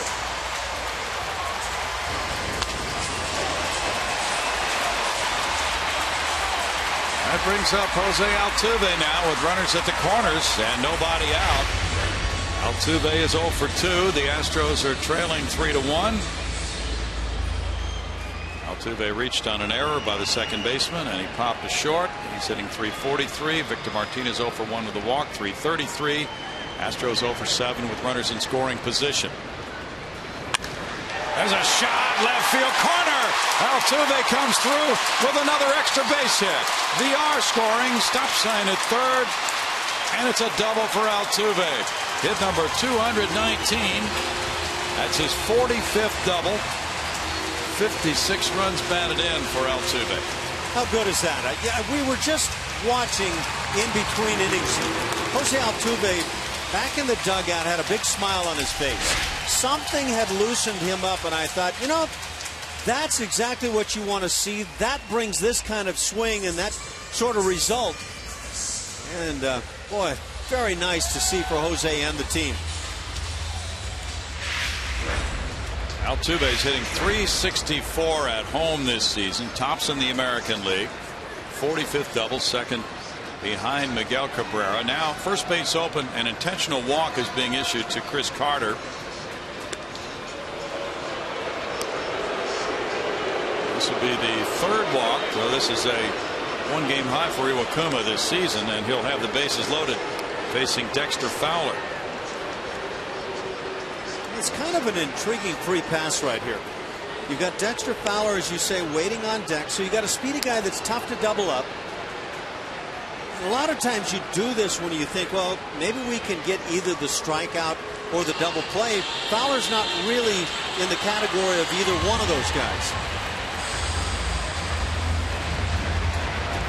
Fowler had a big bases loaded at bat Friday night with nobody out. In the third inning against Taijuan Walker with the game tied 1-1, he struck out.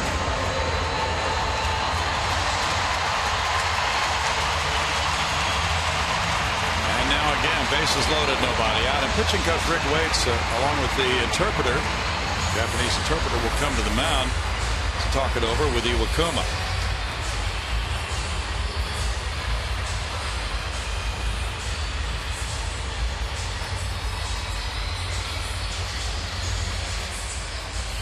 It's got to be challenging for a pitching coach. A lot of times, a little small talk goes on the mound. Yes, we're going to take some time here, give you a chance to catch your breath. Let's see if we can regroup, get back to what the basics of what you do. And for an interpreter to stand there and kind of make that official seems like a bit of a challenge. True. It's a different element. Fowler is 2 for 6 this season with the bases loaded. Very important at bat for the Astros and the Mariners in this tight wild card race in the American League.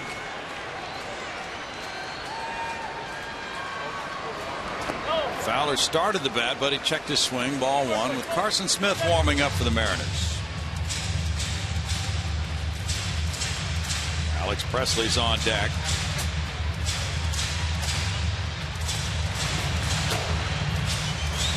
Smith at work there. Iwakuma with a 9.69 ERA for his last 3 starts. Up against it here in the 5th, trying to hold this 1-run lead after giving up the run-producing double to Altuve.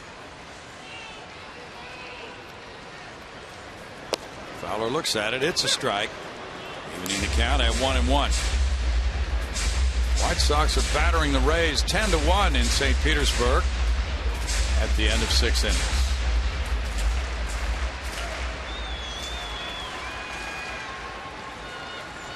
Avisail Garcia has a pair of home runs in that game to give him 7.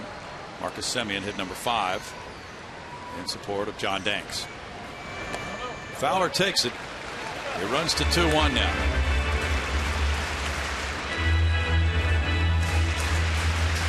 Detroit has fallen behind at Kansas City 4-2 in the bottom of the 4th inning. The Royals desperately need to win that game after losing the first 2 of the series at home to the first place Tigers. They got Rick Porcello out after 3 1/3. He allowed 9 hits and 4 runs. Jeremy Guthrie working for Kansas City. Fowler swung at it. 2-2. Even on that 2-1, Dexter may be guessing fastball, and that splitter just surfaces time and time again. Ian Kinsler has hit his 16th home run for Detroit today. Victor Martinez, as you may have noticed earlier, 0 for 1 with a walk so far, hitting .333.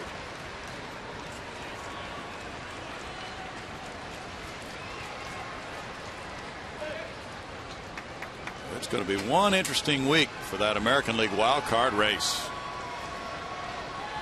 Oakland, Kansas City, Seattle, all in the mix. This one gets by Zunino, but no advance. Didn't get far enough by him to allow Robbie Grossman to come home. The fact that Zunino didn't catch this ball might have influenced home plate umpire DJ Rayburn. This was a close pitch. Now, I don't know that it's a strike, but I don't know that it's a ball.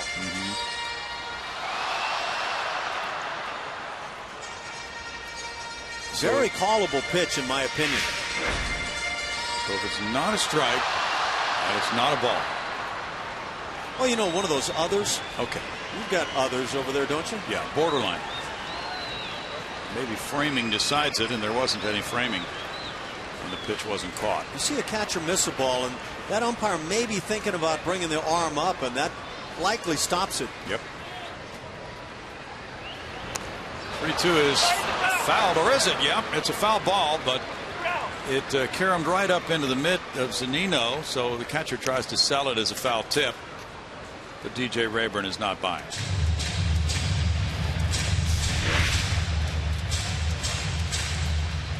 That pitch is lower than the previous one, guaranteed.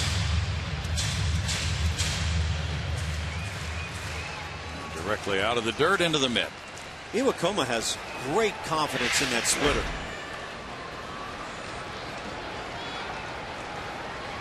It can be a good swing and miss pitch or a good double play ball pitch.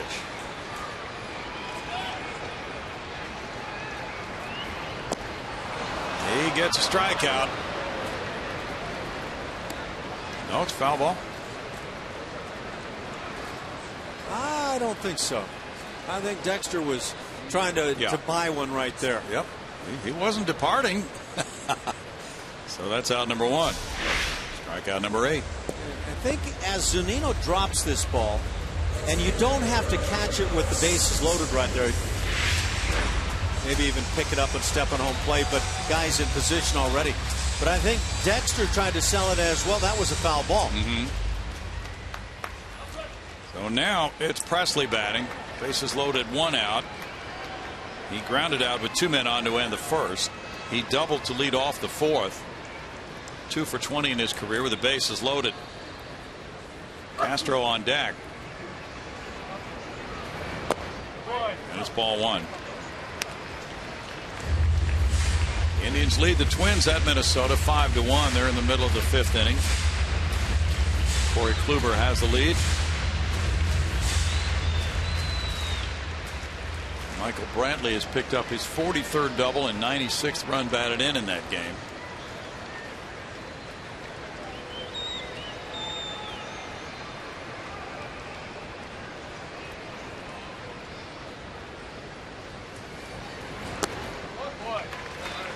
Two and 0. This is the end of that stretch of games against contenders for the Astros. Going back to August 19th. This is the 27th game they've played since then against a contending team. So far, in the first 26, they're 13-13. Nothing to be ashamed of there.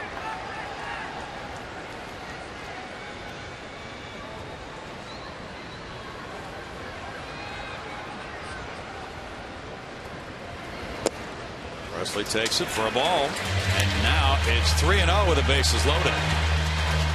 I think what you just said is a big part of the impressiveness of coming off that 51-win year of last year.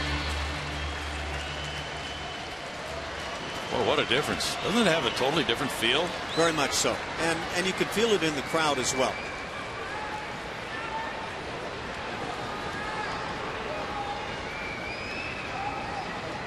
.30 pitch coming to Presley.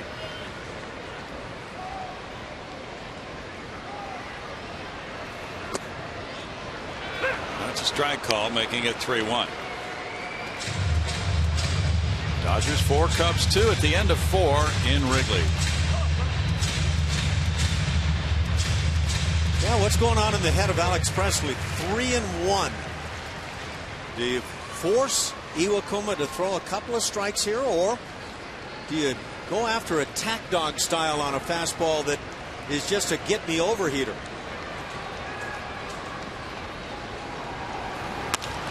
Line drive center field, a hit. Grossman scores to tie it. Here's the throw to the plate on Altuve. He scores, and the Astros grab the lead 4-3. Presley with a 2-run single. 19 runs batted in for Alex Presley, making a strong impression in the month of September. I love attack dogs. He drove in 2 last night, and he's 2 for 3 in this game. That's pretty. Pitch down at or below the knees.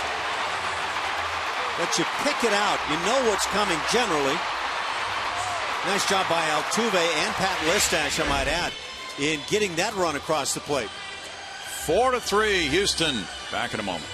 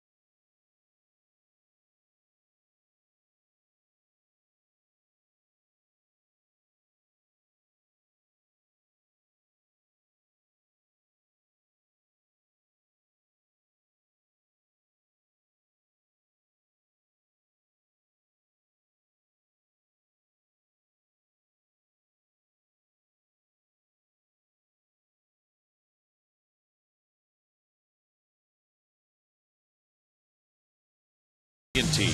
Call 1-800-PIC-ATT. Mobilizing your world.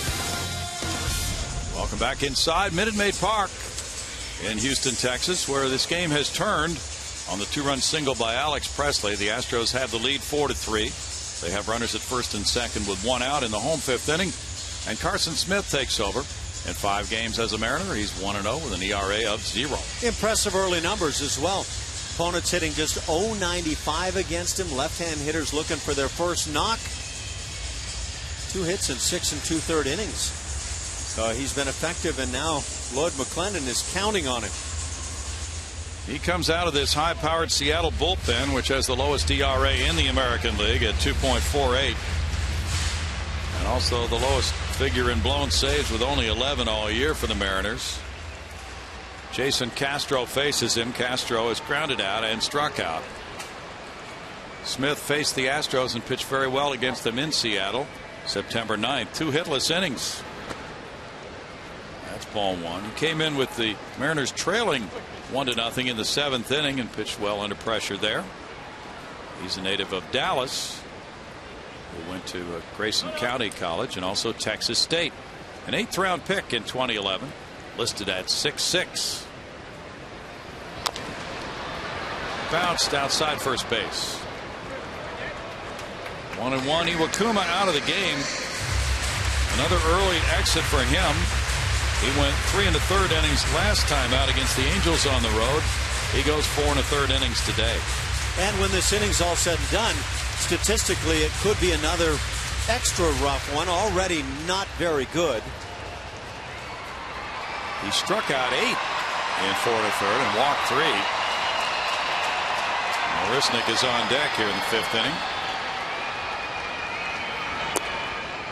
That's called a strike. 1-2 to Castro.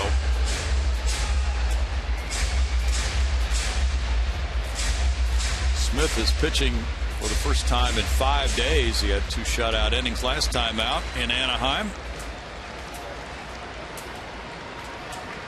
He came up September 1st from AAA Tacoma. Castro swings at it. He's down on strikes. 2 outs. That's punch out number 9 for Mariners pitching today. It's one of the problems when you haven't faced a guy before. You've seen a couple of good sinkers prior to that slider, and then all of a sudden out of the blue comes the slider. You start the bat and you kind of think, I wasn't even aware he had a pitch that looked like that. Jake Marisnik singled and scored in the 2nd inning. He struck out in the 4th. Carson Smith last year was named the Mariners minor league reliever of the year. Had 15 saves at AA Jackson. Marisnik was strike 1. Rangers and Angels are underway, scoreless now in the top of the 2nd inning at Anaheim. Nick Tepesch going for Texas against Corey Rasmus for the Angels. Strike 2 makes it 0-2. The Angels are waltzing right now with that 96-59 record.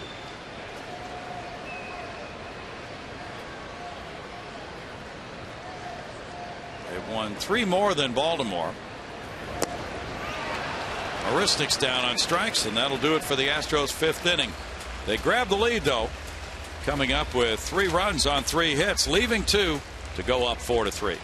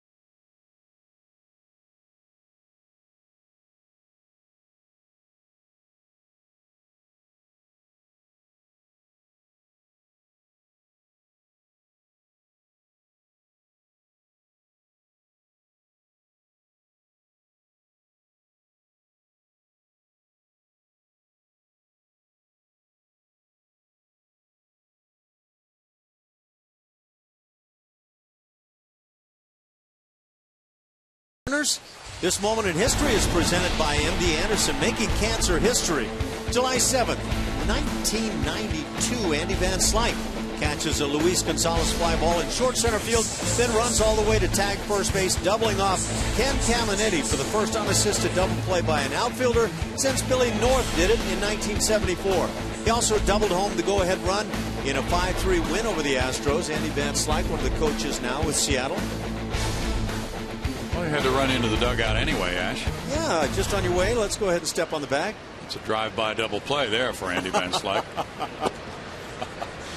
Strike one as the sixth inning gets underway for Austin Jackson. He was a terrific player. Yeah, he was. Jackson with a line drive to right and a strikeout 0 for 2 today. That makes it 0-2 as McHugh now gains the upper hand again with a run support in the fifth inning. Iwakuma going 4 1/3, allowing 6 hits, 4 runs, walking 3, fanning 8.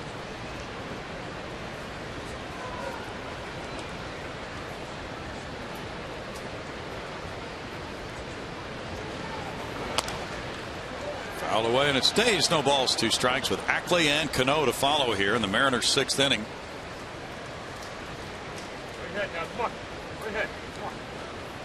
It's really a nice statistic to take home for this season.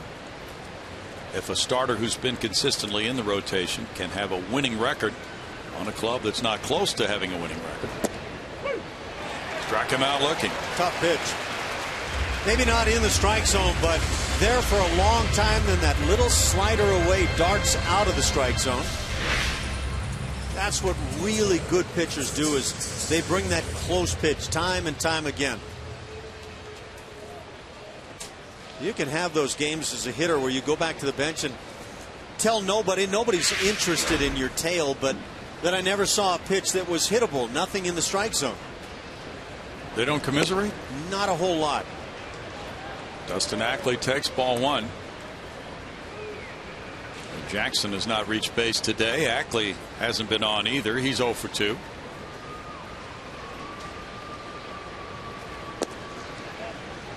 It's 2-0. We've had once again this season, it's usually these long-term camera operators here who are just so good. They keep coming back year after year, doing an excellent job for us. Mike Brady, Doug Bonnell, Charles Thomas, Paul Nolan, Don Dorsey, Cliff Crowley, Rick Stogstill, Sean West, Frank Trevino, Jamie Tidwell, Robin Barrow, Kim Elston, Kevin Allen, Dana Sherman, Adrian Ochoa, Mario Arredondo, Mark Reed, Ron Manuel.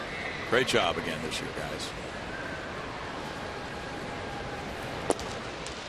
That's a strike. 3-1. Dominic Leone is warming up in the bullpen.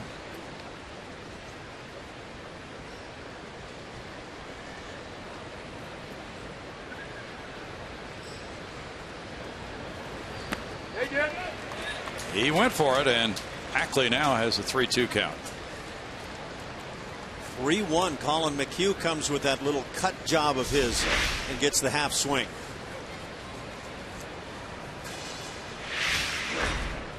Boy, it's that guessing game, and you fail a lot of times as a hitter.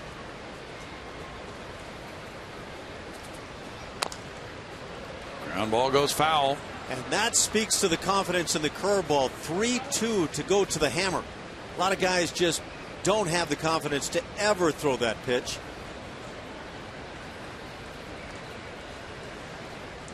Ackley's thinking, I have no idea what to look for right now. Struck him out looking. What a turnaround as McHugh comes back to get him for strikeout number 5. Well spotted. Knees, bottom of the knees. Just bring the fastball in. That fastball gets into play once other pitches have been thrown. And again, we saw the little cutter and then the curveball. That's 4 strikeouts in a row, and they've all been looking against Colin McHugh. Robinson Cano is next. He's 0 for 2. Carter laid out to make a big time play on him last time.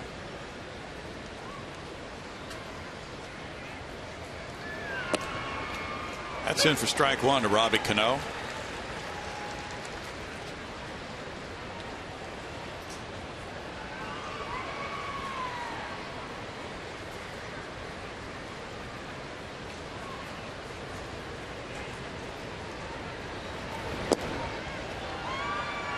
1-1 to count.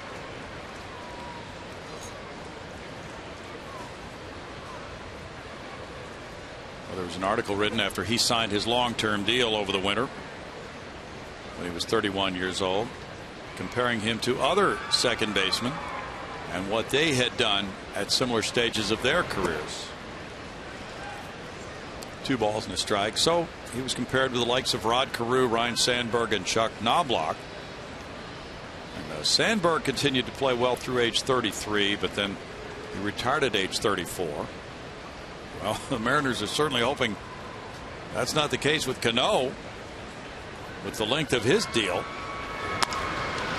Ground ball on through into center field, a 2-out single for Cano. Of course, retirement wouldn't hurt so bad. It's that guy that goes on and has nothing left. Yeah. The Players Association probably would not encourage retirement. They frown on people walking away from $25 million per year. Yeah, that's not a good thing. Rod Carew played fewer than 20 innings at second base after age 31, and he spent the rest of his time as a first baseman DH. Kyle Seager is 0 for 2.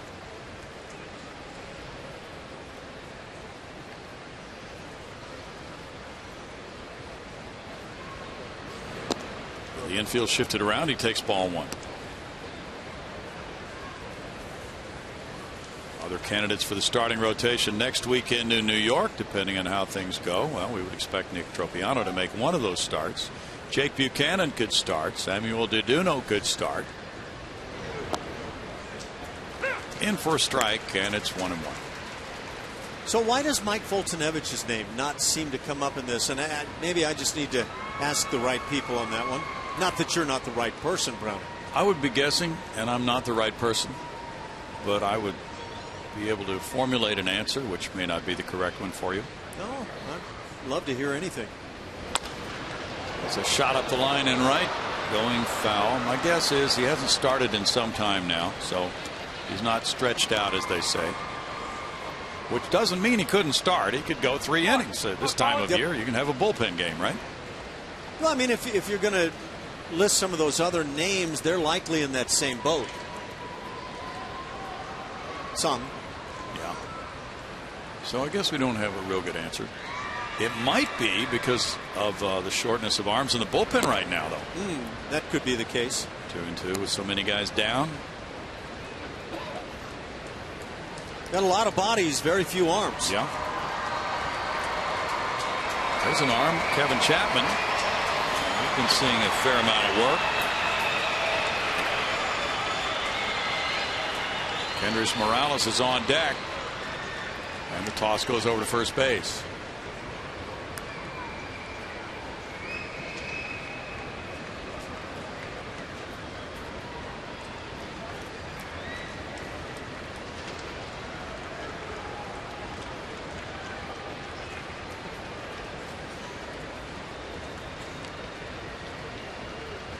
The Astros will have an off day in New York before that final series of the year against the Mets. Interleague play to wrap up the season next weekend. 3-2.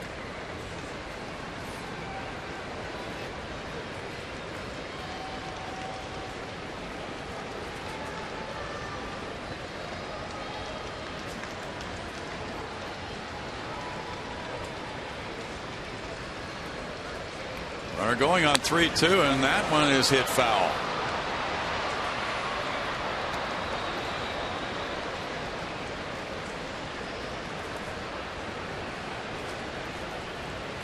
It's been a coming out year for Kyle Seager.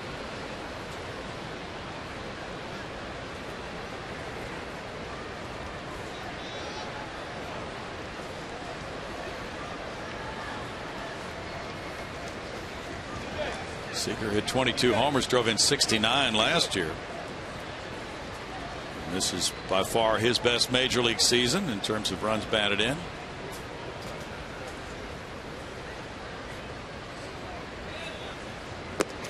Struck him out. That is 6 strikeouts, 5 of them coming in the last 6 batters for Colin McHugh, who maintains his lead. And with this punch out, he strands a runner. Keeps the Astros in front 4-3.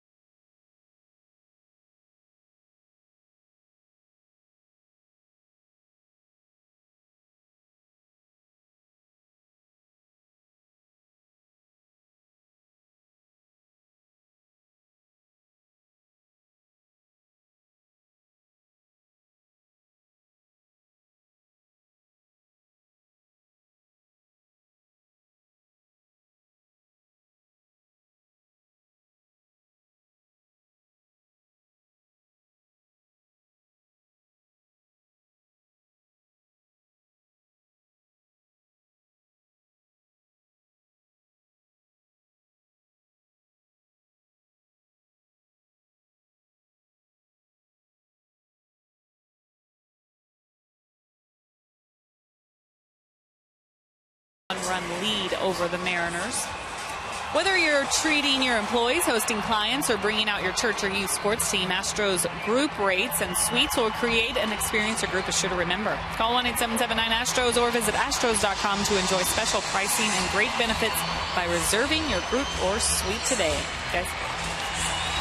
Thanks, Julia. This Sunday crowd watching as Seattle goes with pitcher number 3 of the day. Carson Smith in 2/3 of an inning allowed no hits, no runs. Had a couple of strikeouts to get out of trouble in the 5th when the Astros had taken the lead. Now it's Dominic Leone. He's 7-2 with a 2.15 ERA. And he's held down the opposition hitters quite well to the tune of 212. Primarily the right-hand hitters, 168. What good numbers. You just see it on one guy after another coming out of these bullpens. Far fewer hits allowed than innings pitched. Has a lot to do with how tough it is to score in baseball these days. Gregorio Petit is the batter. He's 1 for 2. Lloyd McClendon has really passed around the appearances in his bullpen. He has 7 relievers who have pitched 50 times or more. That's an American League record. So I've asked this question a number of times, but is there truly any positive value to wearing down the starting pitcher by taking a lot of pitches, getting him out of the ball game, and bringing on these bullpens in today's world? Statistically, it doesn't make sense. Well, in this Seattle case, it would be a hard point to prove 1-2 because with this bullpen ERA of 2.48, the starter's ERA of 3.40, it's tougher to score on the bullpen. Now against the Astros, the starters have been better than the bullpen, no question. But for a lot of clubs, it goes the other way. Petit is down on strikes. That's number 11 for the Astros in the game. It's hard to win ball games when you're striking out at the rate the Astros are, and yet they've been finding a lot of ways to win games. Well, they'll pass 1,400 strikeouts for the season very soon. They had more than 1,500 last year. Jonathan Villar grounded out in the 2nd inning. He walked and scored in the 5th. Villar was out for some early work at shortstop yesterday. Bounces this one, and Robinson Cano can't flag it down. A ground ball single to right for Villar. He's aboard for Grossman. Well, today's been a nice day for Jonathan. Made that terrific effort on the ground ball up the middle, almost got an out. Picks up a knock right here. Now, aside from the errant throws that he's been so prone to, starting to play a little better baseball. Well, it'll be interesting to see how many starts he gets here in the final week of the season. Robbie Grossman has been on twice today with a walk and a single. He scored a run in that 5th inning. Villar attracts some attention. We talked about it earlier when he reached in the 5th inning that he has 16 steals in 20 tries. Had one of the scouts recently ask me, well, it's happened multiple times about Villar, and you know, it tells you a lot about what the scouts are seeing, because they're seeing the tools. What's going on? What's holding this guy back? Because tool-wise, he should be succeeding. Yes, he has tools. You're right. Speed, range, strong arm. You draft that kid, whether it be out of college or high school, and you're drafting him based on what you see and how his tools add up. What kind of player can he become? Sometimes that guy never becomes what those numbers add up to, but to this point, that's the case for Jonathan Villar.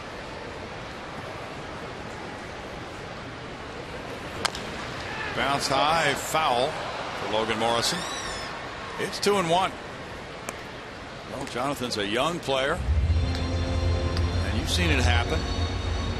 A player who looks as if he's really going to be struggling at the major league level may go home for the winter, perhaps play a little winter ball or whatever, and come back in spring training, and he's much improved. Yeah, and if ever you want to learn about patience, just see Chris Carter this year. Because there was a point when I think almost everybody had to say, not now. VR goes. And he steals it. High throw from Zunino. Stolen base number 17 from VR. Yeah, Carter has really turned it around.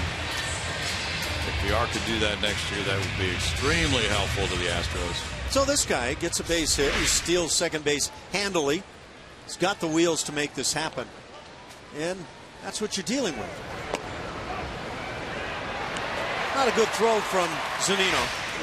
But a lot of that comes from the pressure put on by the speed of VR. Bounce to second. Cano in.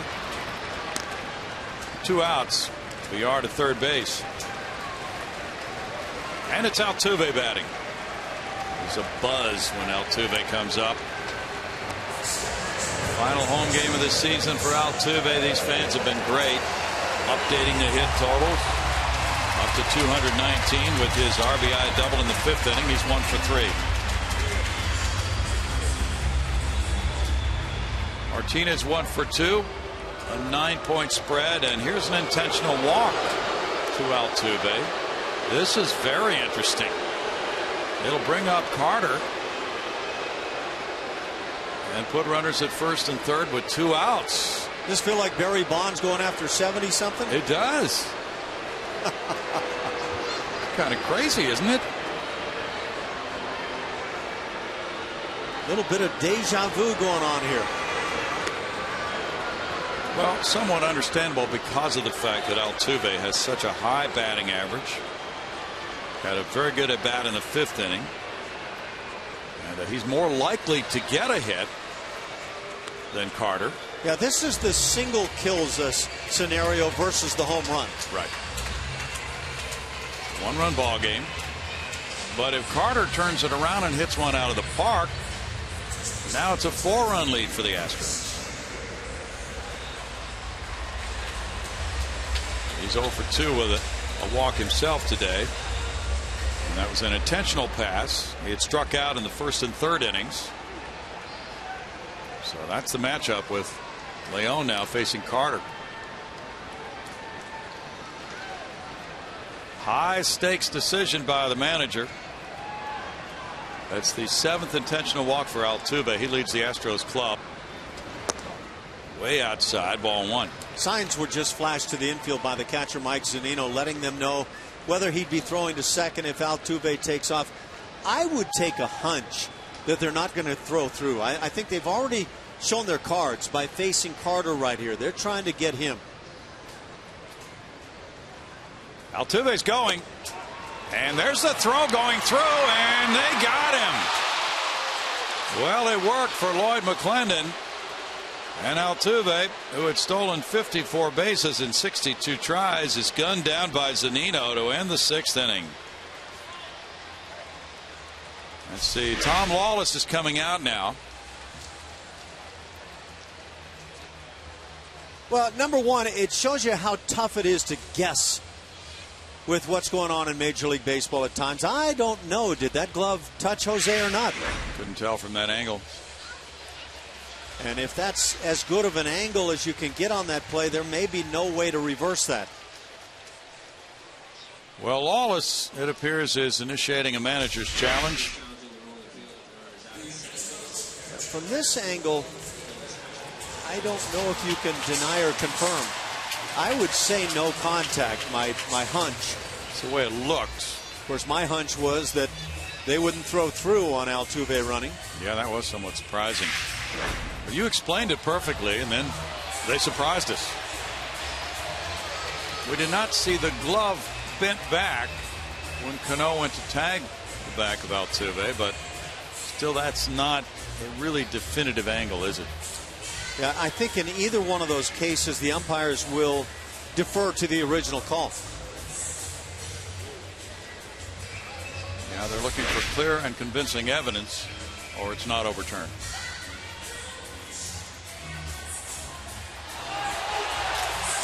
I don't know. A lot of the fans seem to think that that one says Altuve safe, but for me that says I don't know. Do you see anything there? Not really.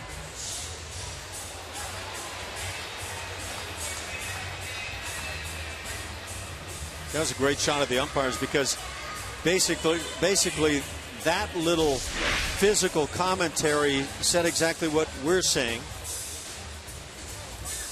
If you're asking yourself about the umpires positioning there, that's standard. It's never been something that I agreed with, but it's standard. The out call is upheld upon review. So it's a caught stealing from 2-4 to end the 6th inning. No runs, a hit, and a man left. We go to the 7th inning, and the Astros still lead at 4-3.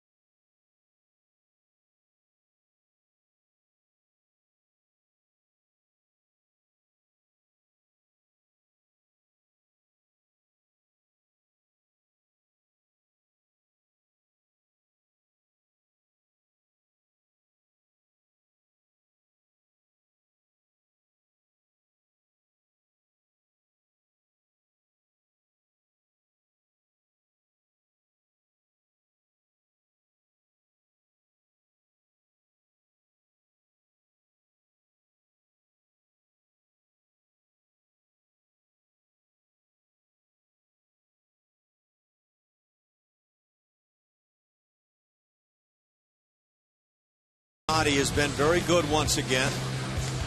Mixes in that slider and he'll cut it. He'll spot the four-seamer. He'll come up with it. Again, spotting. But Colin McHugh has learned to pitch somehow this year, and he's mastered a number of things, including that curveball. Colin McHugh has been among the tougher pitchers in the major leagues. 25 starts this season. 10-9, a 2.74 ERA, a 2.09 batting average against. Last 4-0 with a 1.23. Well, Colin McHugh could be an 11-game winner if the bullpen can't protect this lead now. And some people will say, well, what have you done lately? And you look at that column on the right-hand side. Well, he's been dominant lately and trying to pick up a W here this afternoon. The 6 innings gets him to 154 2/3. Kevin Chapman takes over for him with a 1-run lead, 4-3. Kendrys Morales leading it off. Strike one for Chapman. Chapman pitched twice in the series against Cleveland here, pitching scoreless baseball in both of those outings. He got a hold in the 3-1 win over the Tribe last Monday. Cracked bat roller. VR stays with it and gets it. We've seen about 3 or 4 straight throws now from VR since his last errant throw. And these last 3 or 4 with a lot more on them. He's finishing the throw. And I have a feeling Pat Listash and others are telling him, throw the ball. Let it go. And watch how he zooms it over to first base here. Much more accuracy with that. Yeah, don't lob it. Let it fly. Right-hander Jose Veras is throwing for the Astros. Logan Morrison the batter. Morrison 0 for 1 with a walk. Has scored a run. Chapman delivers a strike.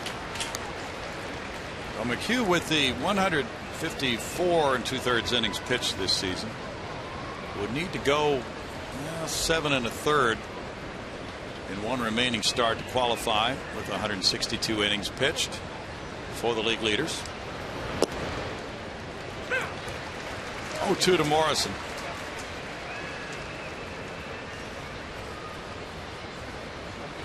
Chapman has given up just 1 run his last 9 outings. Over 10 1/3 innings with no walks and 9 strikeouts over that span.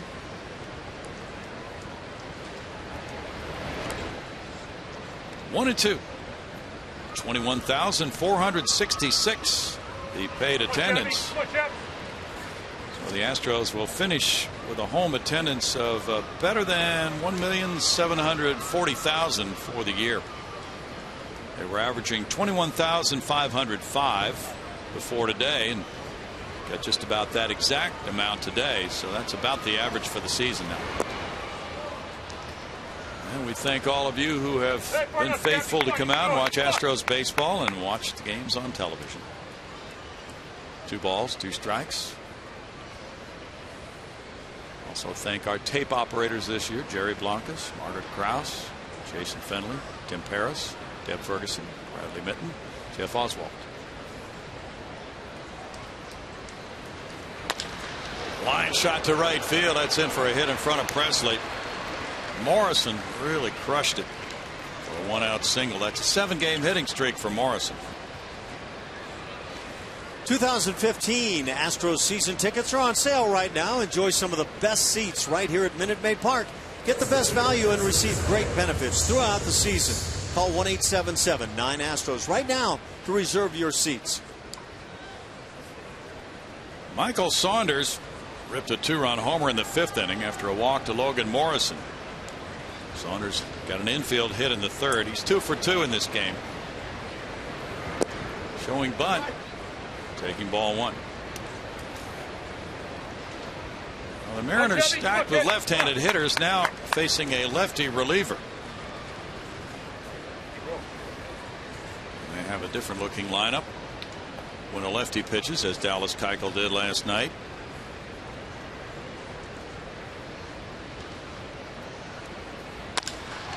Out to center field. Marisnik backing on it. And a long way back for the catch. Here's the tag at first. The throw into second base offline. It's out number 2. Morrison getting into second. That's a heads-up tag by Logan Morrison. You had the sense all the while that Marisnik would get back on this ball to make the play, but would he ever get back there in time to set his speed and be able to quickly throw back? Not likely, and that was the case. Tom Lawless is coming out to make a change. He's had Jose Veras warming up in the bullpen. Chapman works 2/3 of an inning, giving up 1 hit. Zunino, the right-handed hitter with power, coming up next. And the change will bring in the veteran right-hander Veras. 4-3 Houston. Back in a moment.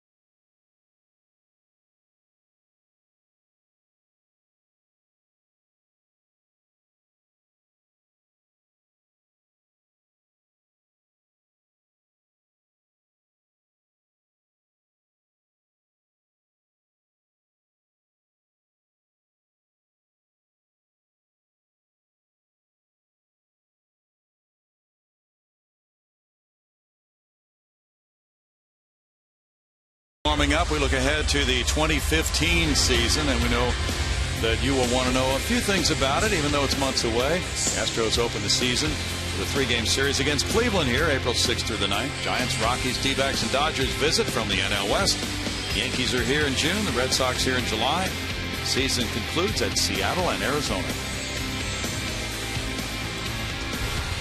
Yeah, we got a little West Coast, but no Dodger Stadium next year. Your favorite place? Yeah, well, it's a good place. San Diego will be among the highlights. Jose Veras 4-0 with a .215. Time for a big out.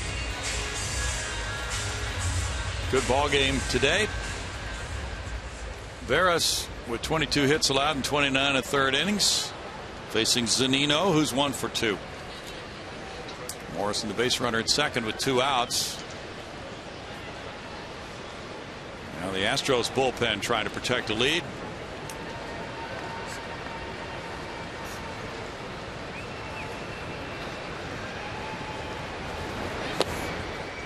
And it's strike 1 for Veras on the breaking pitch to Zunino. Tony Sipp warming up for Houston. This is the last game in which Tom Lawless will manage against a contending team. And usually managers playing against those contenders feel an obligation to use the best guys in their bullpen in these situations.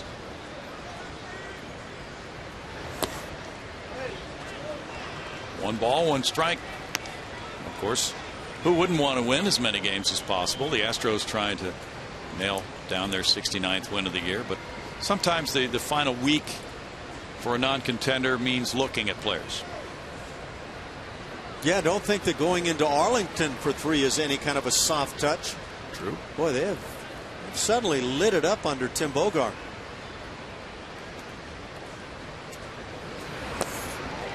That was quite a pitch. 1-2.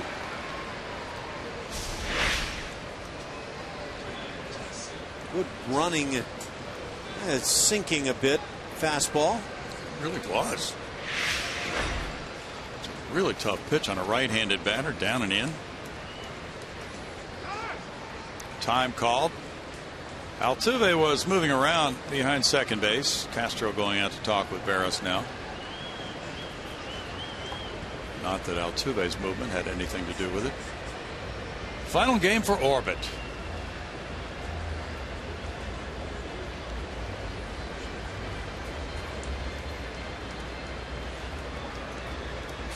It's been great working with you, Ash, and Julia. Mike Stanton just came over.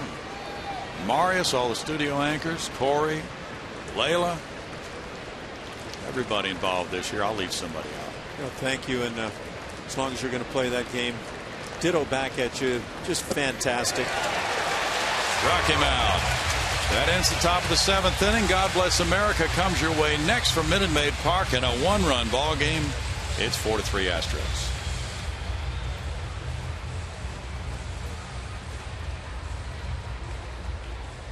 Sunday afternoon tradition here at Minute Maid Park. We kindly ask that you please rise and join us as we pause to celebrate America, to celebrate our great nation, and thank and salute those who protect our freedoms around the world each and every day. As we honor America, please welcome the Walt Wilkins Band.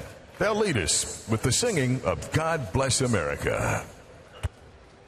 God bless America, land that I love. Stand beside her and guide her through the night with the light from above. From the mountains to the prairies to the oceans white with foam. God bless America, my home, sweet home. God bless America, my home, sweet home. 1, 2, 3, 4.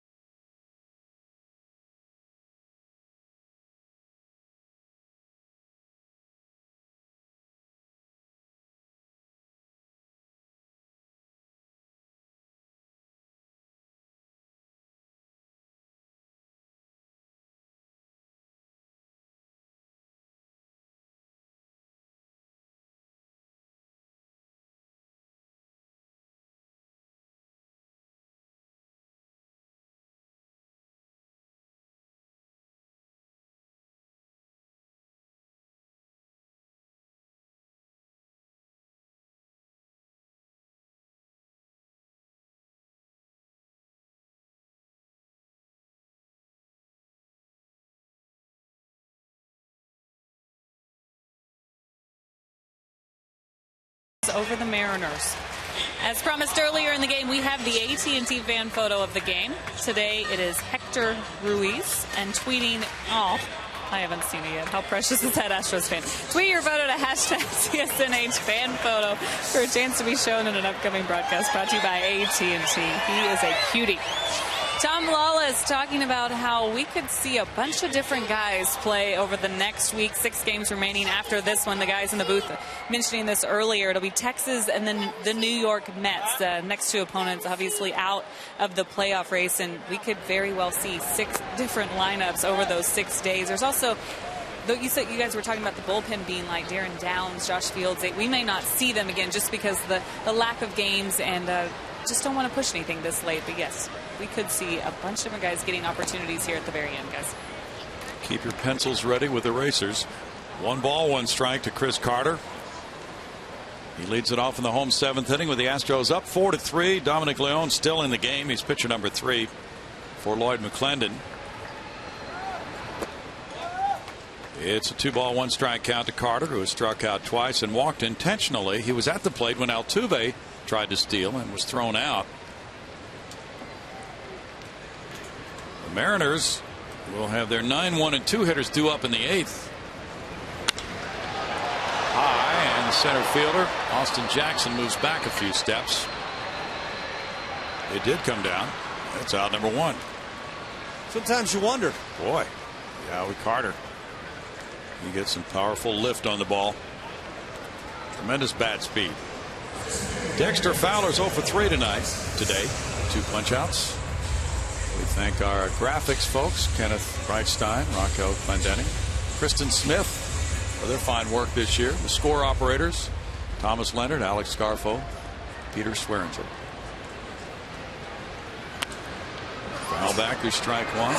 Our stage managers, Mary Carol Hazel, Melissa Gordon, Terry Paris, Katie East, Kim Nahas.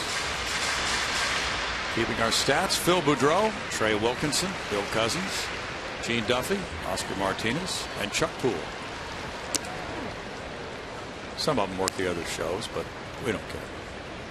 Always working, though. They're working. As often as can be. They're helping somebody. You know what? You backed me into that corner where I really couldn't say anything. But I do want to say thanks to all that you have thanked as well, and to you especially. And you're the best in the biz, and I've enjoyed it very much for another year. Well, you're too kind, and we want to get Blummer involved in this too. You'll be with him tomorrow night, and you guys can say your farewells next Sunday from New York, where we'll have the full credit roll. And of course, we always thank the Astros, Reed Ryan, Jeff Luhnow, Jim Crane, the whole staff. Line drive to right field. That's in for a hit for Fowler, for the tremendous cooperation they give us. Bo Porter and his staff, Tom Lawless and his staff, great group of guys. Time now for our Mako big hit of the game. That came back in the 5th inning off the bat of one Alex Presley, who has 2 hits on the day. He had a double previously, but this base hit on a 3-1. Driving in a pair, took some nice work by Altuve and Pat Listash to get that second run in. But a big swing in the ball game by Alex Presley, and that's the difference in the game. Astros on top by a run. Pitching change here as the Astros stir up trouble. They lead it 4-3. The lefty Furbush has been warming up in the bullpen. Presley due up next. We'll be back to see that play out in just a moment.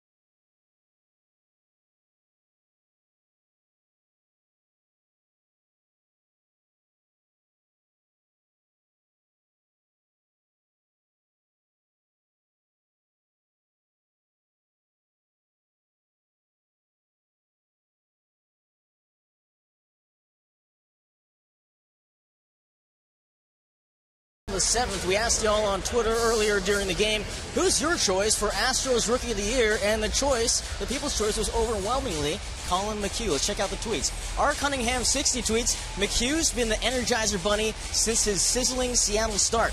Last week's smash off his left wrist didn't keep him off the hill today. He is a rock. Astromo 1977, by the way, that Twitter handle reminds me of Domo. Domo's always cool. He tweets McHugh because he played the whole season and was arguably the second best pitcher on the team. Thank you very much for tweeting me at Ho-Chen CSN. Julia, over to you. Thank you, Howard. Talking about Colin McHugh, catching up with him before the game, well, I should say yesterday. But he doesn't feel like a rookie anymore as we talk about how good he was this year.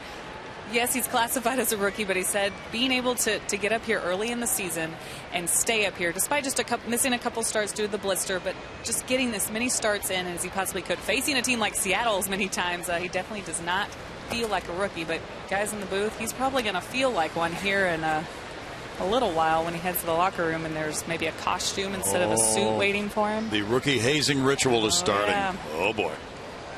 Here's Presley versus Charlie Furbush. Lefty on lefty matchup going Lloyd McClendon's way. Presley is 2 for 3 with 2 runs batted in, and it's a challenge when facing a guy with Charlie Furbush's stuff and arm angle. That's in for a strike, and it's 0-2. Furbush, 28 years old, from South Portland, Maine. You know, with that rookie dress-up day, I'm not sure I would want to be the guy down in the minor leagues getting the call-up in September. Not sure that's a good thing. Well, we've seen all kinds of different outfits worn by Astros rookies down through the years. 1-2. Julia, can you reveal what it's going to be this season? I cannot. Scott Feldman and Chad Qualls are in charge, and they are not giving me any details. But I know it's going down today. But they never do they? No. Okay. I'd be a little worried, though, with those two in charge. They've got a lot of years under their belt, so they know what they're doing. Well, you know, sometimes they force these guys to show a lot of skin with the outfits they're provided. What happens is their clothes are taken out of the locker and they're left with these outfits that they have to put on for the road trip. Now, here in Houston, do the guys have to go up while waiting on the buses to take off for the airport, go up and stand on the street and say hi to the folks? That will take place in maybe Dallas tonight. Because we're getting there so early. Okay. You know what happened one year, Julia? We were coming back from Wrigley Field in Chicago as we finished on the road, and they stopped the buses about 3 blocks away from the hotel on Michigan Avenue after a day game. And they made these rookies get off wearing their costumes. I don't know if they were wearing Hooters outfits or what it was, but they had to walk, you know, on a busily traveled avenue back to the hotel about 3 or 4 blocks. Yeah, I would say Michigan Avenue, that'd be busy. Line shot to right field by Presley. Here's Fowler going first to third. Saunders with the throw, not in time. Great at bat for Presley with a 2-strike hit against a lefty. And he really came through with his 3rd straight hit of the game. Alex Presley continues to do a really nice job. And very nice hitting on that breaking ball from the lefty Furbush. Then you can also watch what Michael Saunders does. He doesn't have a cutoff man, but he gets the throw down as if there were one. And that keeps Alex Presley at bay at first base. Very crucial. And I've talked a lot about this issue with the Astros, but that's the way you do it on the big league level. Left-handed hitters are hitting .240 against Furbush. Fowler at third, Presley at first. Pretty good speed on the corners for Castro. And there's ball 1 in the dirt. So Nino comes up with a big play. Castro's 0 for 3. Furbush has faced the Astros 6 times so far this year.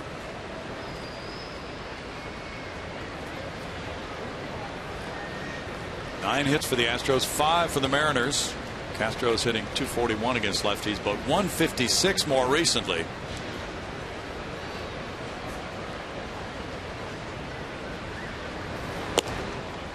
In for a strike to make it 1-1. Furbush is second on the club in appearances. This is number 64. It's his 3rd straight year with 40 or more. Charlie was drafted by Detroit in 07. Seattle got him in a trade in 2011. 1-2 to Castro. Kansas City still leading Detroit 4-2. They're in the middle of the 6th inning in Kansas City. Victor Martinez, last report, we'll get his updated average. It was .335. It's still that. He is 1 for 2 with a walk in that game.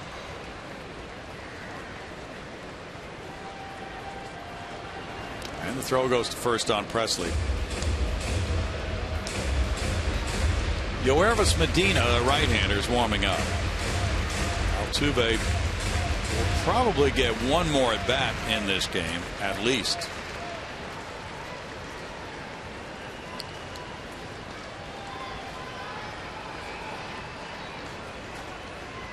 Marisnick on deck.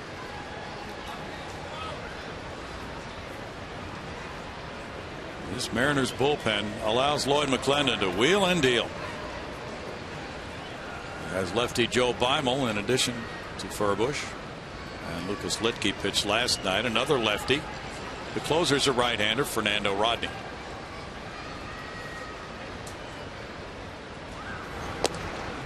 That's strike 3 call.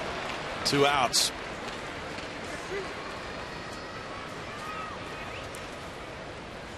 Yeah, a lot of strikeouts. We've said it so many times with the club, but so many of them caught looking. And especially with men in scoring position, alarming. Robbie Grossman became the 7th Astro to have 100 strikeouts this season when he struck out back in the 2nd inning. Now Lloyd McClendon with righty hitting Jake Marisnick due up next. We'll swing back to the other side in his bullpen. It appears he's had Medina warming up. And this is something he frequently does. He really changes pitchers a lot in a tight ball game. That's what he's doing right now. With the Astros up 4-3, we'll be right back.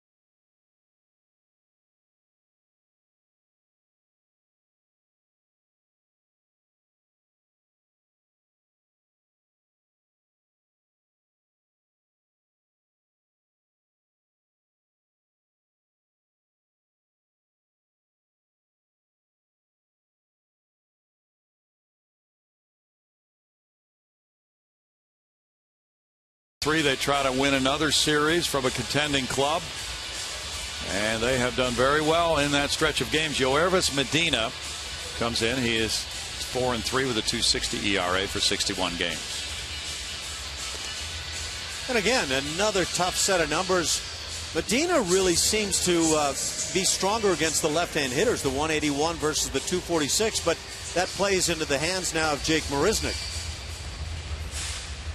Marisnick is 1 for 3 in this game. A single back in the 2nd inning. He scored the first Houston run on a wild pitch. Jose Altuve drove in a run with a double in the 5th inning.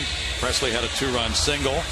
That's the one that lifted them on top of Seattle 4-3, where they have stayed now, but would like to build onto that lead here in the 7th inning with 2 outs. Medina leads the team in holds with 21. He's in the top 10 in the American League. in coming in these situations with a lead and holding it, but obviously Lloyd McClendon really feels this situation is very important to be using him here. Marisnick bunts, and it is a fair ball, and he's not running, and he's out. But the Astros are claiming the ball hit him when he was in the batter's box, and then it caromed into fair territory. So Tom Lawless is going to come out, and the umpires will indicate that Lawless is correct, and that's a foul ball. You can hear the voice of Brent Strom very quickly indicating that the ball had hit Marisnick. You see the reaction of Marisnick. He believes he's been hit, and yes, that's the case. But you always have to be aware of the possibilities there.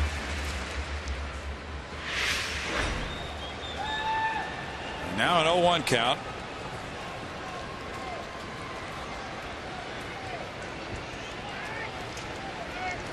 Runner going, and a swing and a miss. No throw. Presley moves into second base.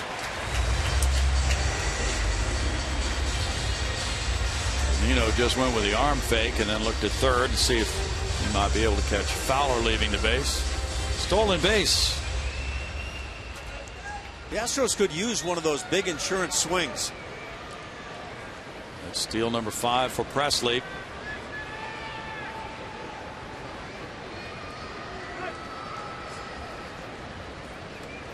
They really could. That could help the bullpen quite a bit if they can come through here. Petit is on deck.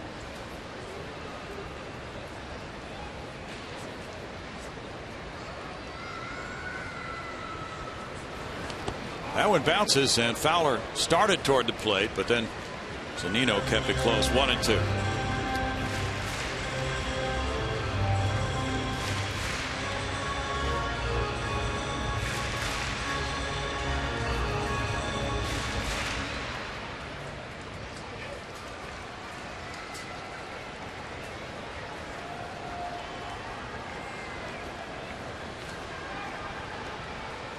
Four, 9-0 for Houston, 3-5-1 for Seattle.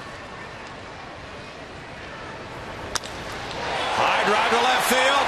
Marisnick has a 3-run homer. That's some insurance.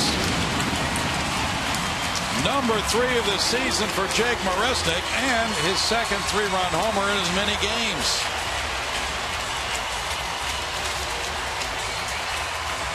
Seven to 3 Houston. Yeah, that'll stand up very well right there. And Marisnick hits the breaking ball off the right-hander.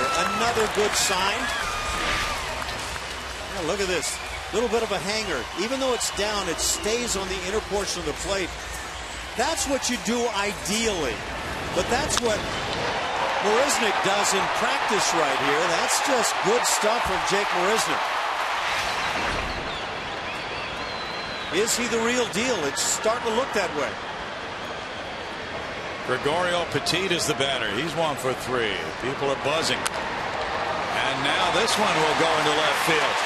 Petit heads for second. He'll just take the big turn after his second hit of the game.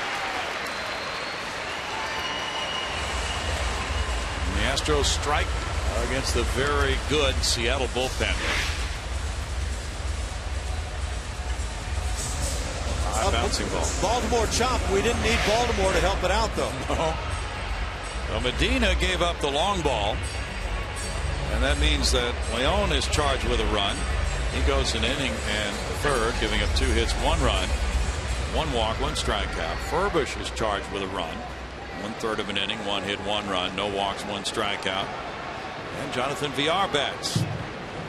Villar has a walk and a single. Time call. Also a stolen base.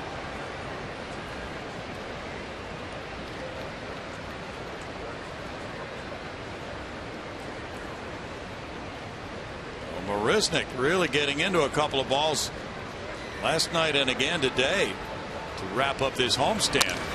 That's a line shot into center field. Villar gets his second hit of the game, and the Astros began the turnaround in the loss Friday night. They lost it 10-5. But in that game, they got 13 hits. They had been stopped cold by Cleveland. with 6 runs in 4 games, striking out 50 times.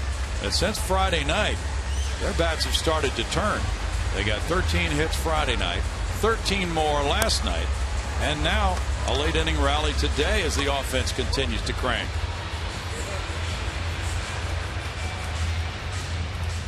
Yeah, that'll make your job as the skip rather comfy.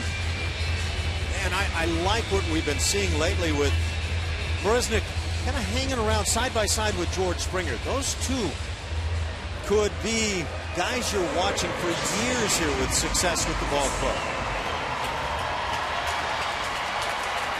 Robbie Grossman with Jose Altuve on deck. Robbie has a walk and a single. He takes strike 1. He is the 8th Astro to bat here in the 7th inning. You know what's been a very difficult phrase for managers around the American League to utter recently? We faced Houston and took care of business. Bet. Good stop there by Zunino on a pitch down and in. 1 ball, 1 strike. The Astros taking care of business for the good part. Well, they could have a winning record in the string of games against contenders. A win today would leave them 14-13 in these 27 games from mid-August up to today against contending teams. 2 balls and a strike. That began with the series win at New York over the Yankees.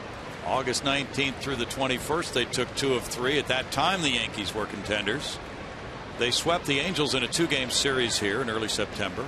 Won 2 of 3 in Oakland. Won 2 of 3 in Seattle. 2 balls, 2 strikes. They have beaten some good clubs.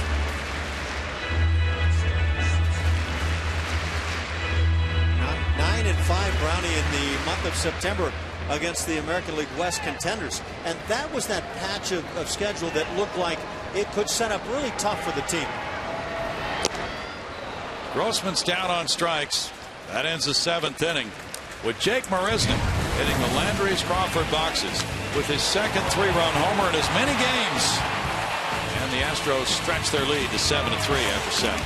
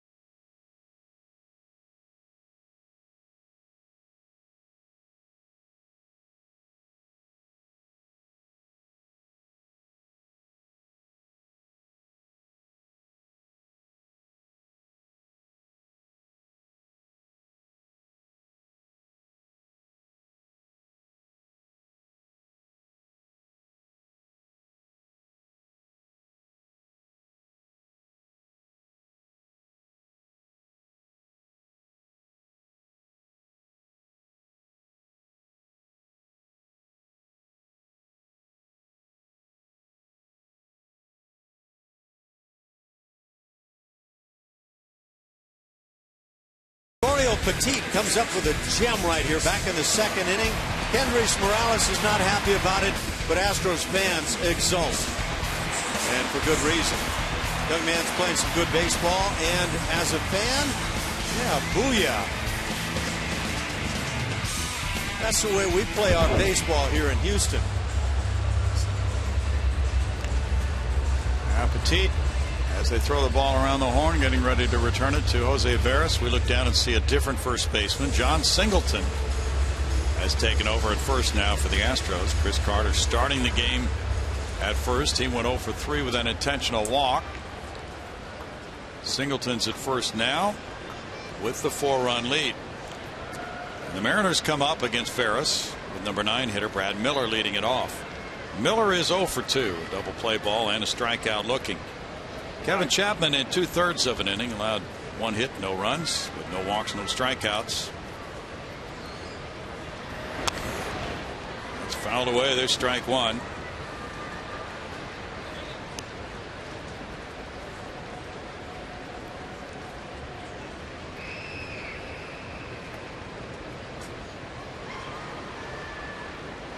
Charles Coleman, Ray Hausman, Brown Cutbirth, Richard Martinez, David West have been on our crew throughout the season again this year. Thank them for their fine work. 1 ball, 1 strike. Engineers Craig Johnson, Ruben Vela Jr., Larry Hildreth, and Dan Tighe. Driver Ruben Vela. We thank everybody on this home crew throughout the season. It's so much fun to work these games with them again this year. Many of them have been here for, well, more than 20 years. To put it conservatively, some more than 30.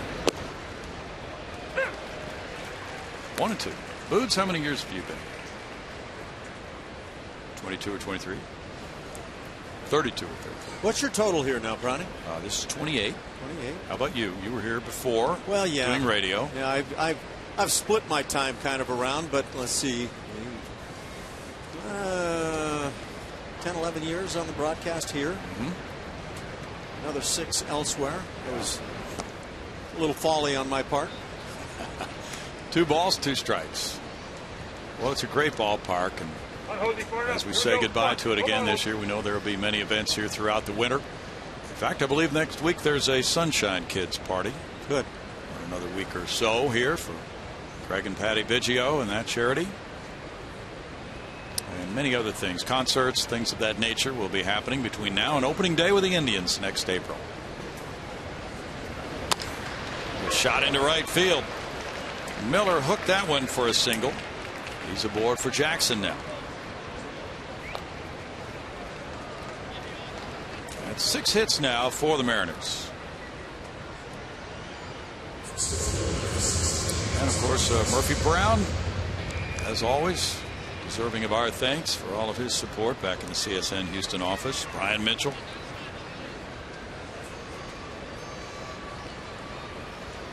Jackson lined to right, and he has struck out twice.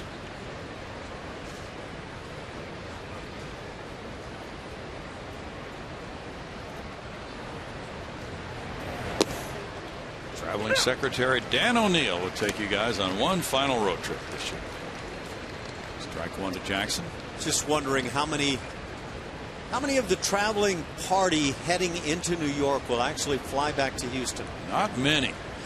Going to be a little bit of a skeleton crew, I think. Yeah.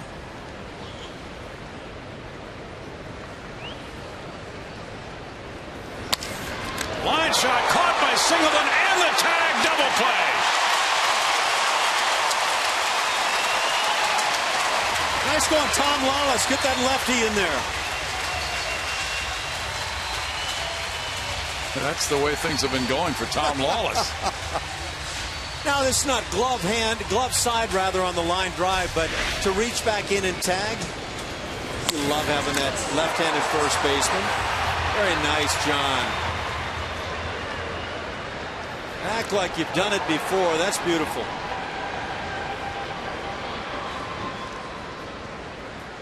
Jackson really blasted that ball. Looked like a double coming off the bat. Now Dustin Ackley looks at ball 1.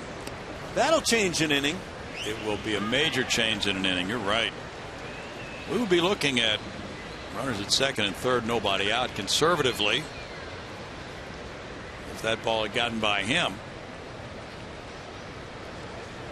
And the number 2 hitter coming up, so that's a troublesome inning. And you know, you can say all you want about, as a base runner, make sure the line drive gets through. There's nothing you can do on that one. You're taking your lead, you bounce into the secondary, and there's the line drive in front of you, or behind in this case.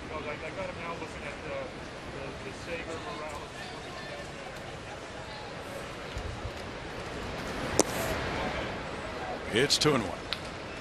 Oakland and Philadelphia are tied 3-3. They're in the 3rd inning at Oakland. Kansas City continues to lead Detroit 5-2. They're now in the bottom of the 8th at KC. Boston down Baltimore 3-2. The Yankees beat Toronto 5-2. Line shot left field, Robbie Grossman.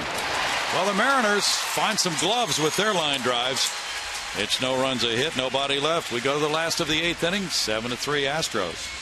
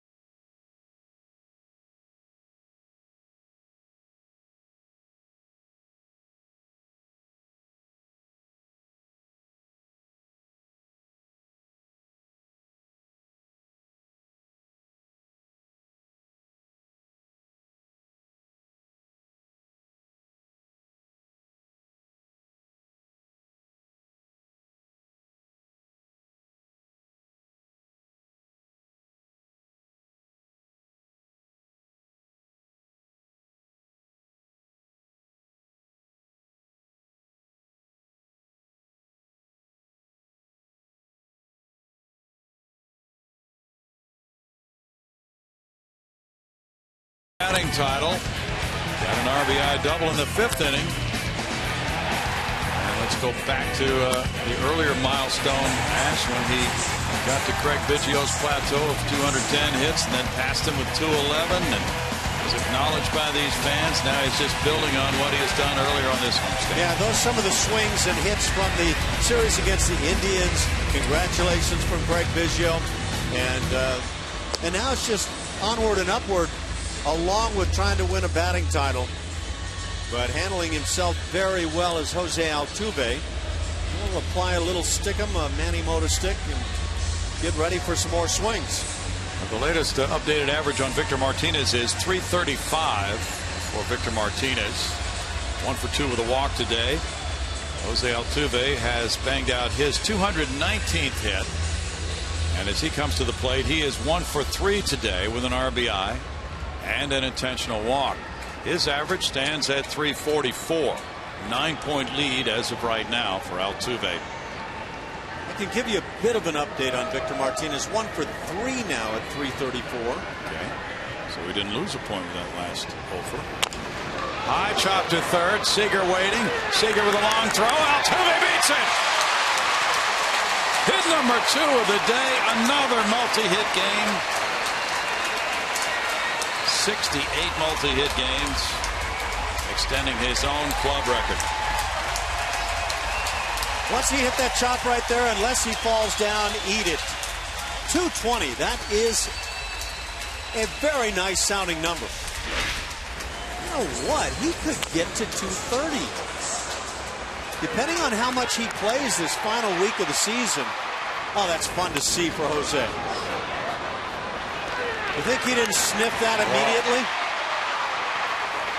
It was like the gun went off and he took off out of the blocks. Looked like a speed skater on that one with that takeoff. Now John Singleton with strike 1. Singleton tried to pull out of a long slump. Has a 169 average, 13 homers, 44 runs batted in for John.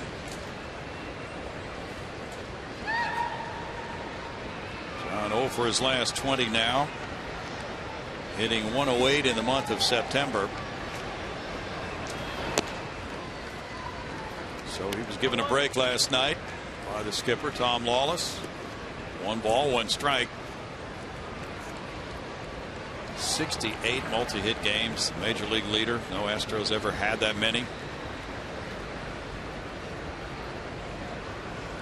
That's his 34th infield hit. He leads the league in that department. So will it go down to the final weekend for Jose Altuve? Can he lock it up earlier than that over Victor Martinez? It's going to be an interesting week. Well, you know, if you were going to have 3 games coming up in some ballpark, Arlington's ballpark is not a bad place to have those coming now, as the Astros will head up to play the Rangers. Rangers have been playing well, but in terms of pure ballparks, it's a good place to swing it.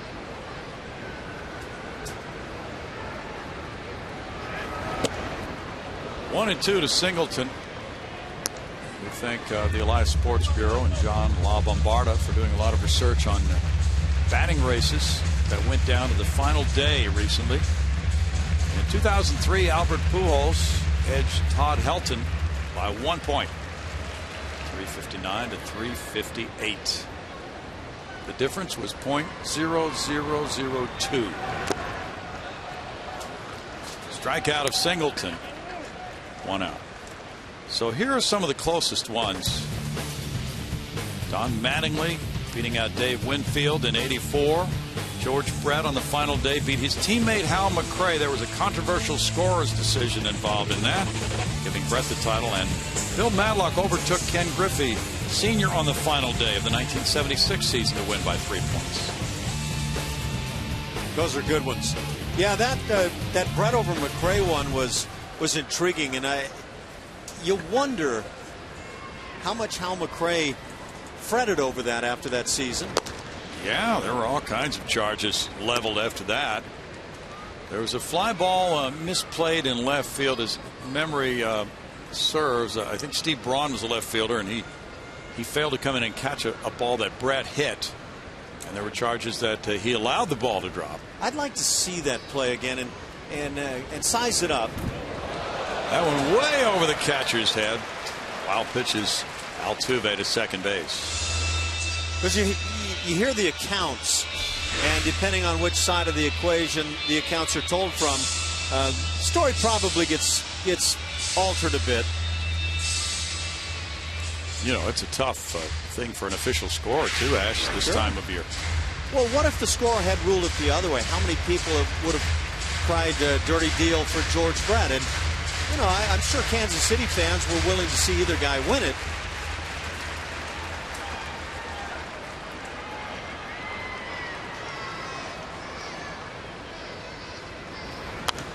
Not that we would wish this on anybody, but now, as you know, agents are allowed to challenge official scorers' decisions in a game. What if a race came down to that final day and a decision was challenged by an official scorer? Everybody's kept waiting until that decision is made. Sorry, Joe Torre's on vacation. We'll take that up in 20 years. There would have to be an emergency midnight meeting to decide that call. If you're Joe Torre, you don't want any part of that one. No, sir. Yeah, I'm going to let my what do you call it? Somebody working on assistant. Assistant. Yeah. Well, that'll do too. Yeah, take over on this one. See how he does under a stressful moment. Yeah, the executive assistant will be calling you about 3 in the morning to let you know what that final decision is. 3 balls, 2 strikes. Back in 1970, Alex Johnson of the California Angels at that time edged Carl Yastrzemski by a fraction of a point. In '82, Willie Wilson of Kansas City beat Robin Yount of Milwaukee by 1 point. There have been a lot of close races. That's a walk to Fowler. 2 men on with 1 out now. Follow all the pennant races with MLB.com. At Bat, the #1 app for live baseball. Get this award-winning app for your smartphone or tablet for the rest of the season for only $9.99. Visit the App Store or MLB.com today. Altuve, 2 for 4 in this game with an RBI. A correction on that outfielder involving the George Brett hit. It was Steve Bry, and he had the misplay in the outfield. Telling me Steve Braun wasn't a part of that? No, Steve Bry. I had the name wrong. Got to get our Steves right.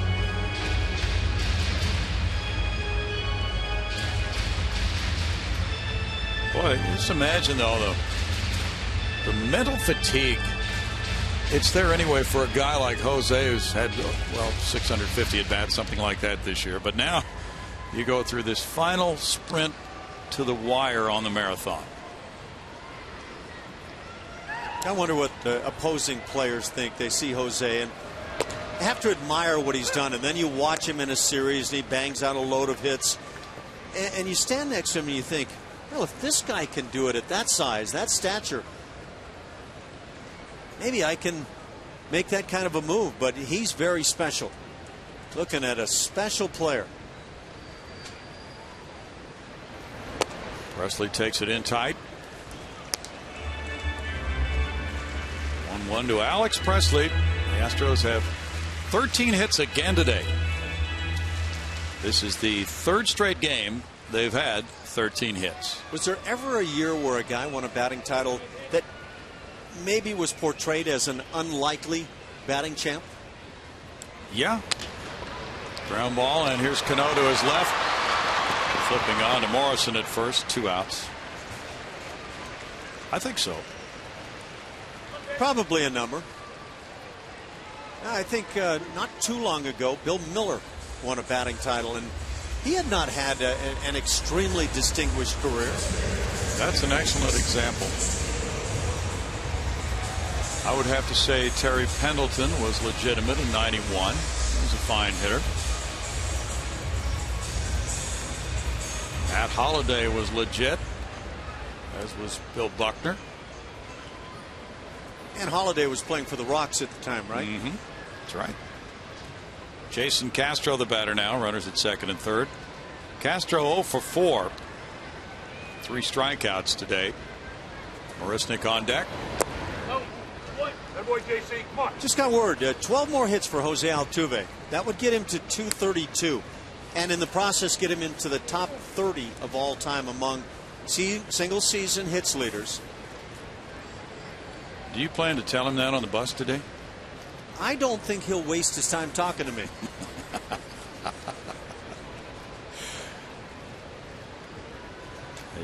Just 12 more, Jose. Just a dozen more hits. 6 games remaining. 1 ball, 1 strike.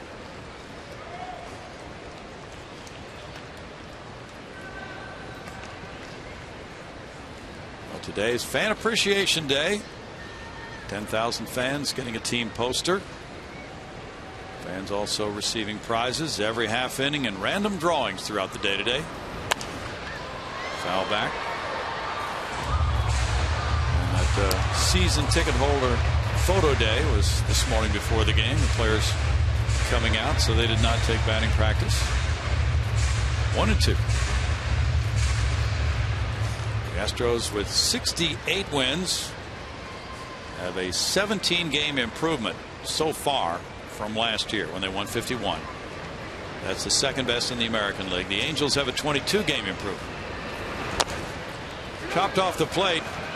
Oh, it's dropped by Medina, and a run scored. Whoa, there's a call on Castro, though.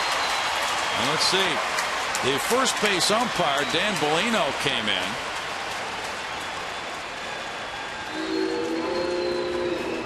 What he was calling. Oh, he called interference on Medina.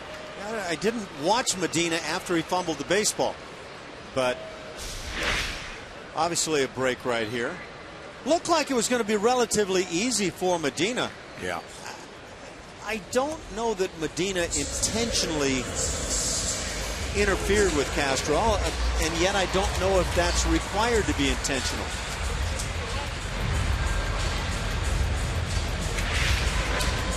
That's an intriguing call. Yeah, it is. Because as a player makes a genuine effort to catch a ball, and then his body continues following the play, are you doing the wrong thing?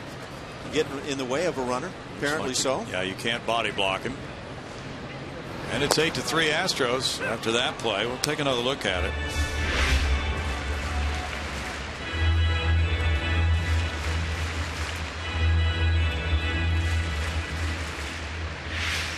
...1986 high hurdle champion Jason Castro. Yeah. Marisnik hit the 3-run homer. He's 2 for 4. Fouling that one, it's 0-2. That might be going back a little too far for Jason. Crazy play. Dina came over, reached down, failed to hold it, and then continued on over and collided with Castro running up the first base line. I don't imagine Jason Castro sniffed a hit when he hit that ball. We're still trying to figure out what the ruling was on that. I am as well. It was a hit, we're told. So Castro gets an RBI on that. And that's his 55th of the year. 1-2. Altuve scored, and that's his 84th run of the season.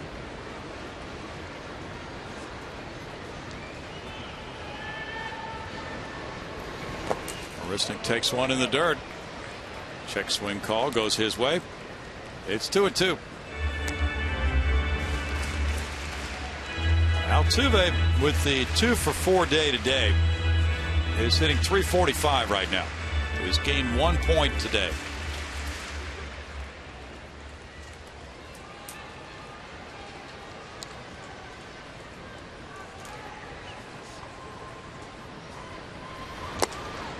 Marisnik strikes out. In the 8th inning, the Astros add on a run on 2 hits. They strand a couple. They take a lead to the 9th of 5, 8-3.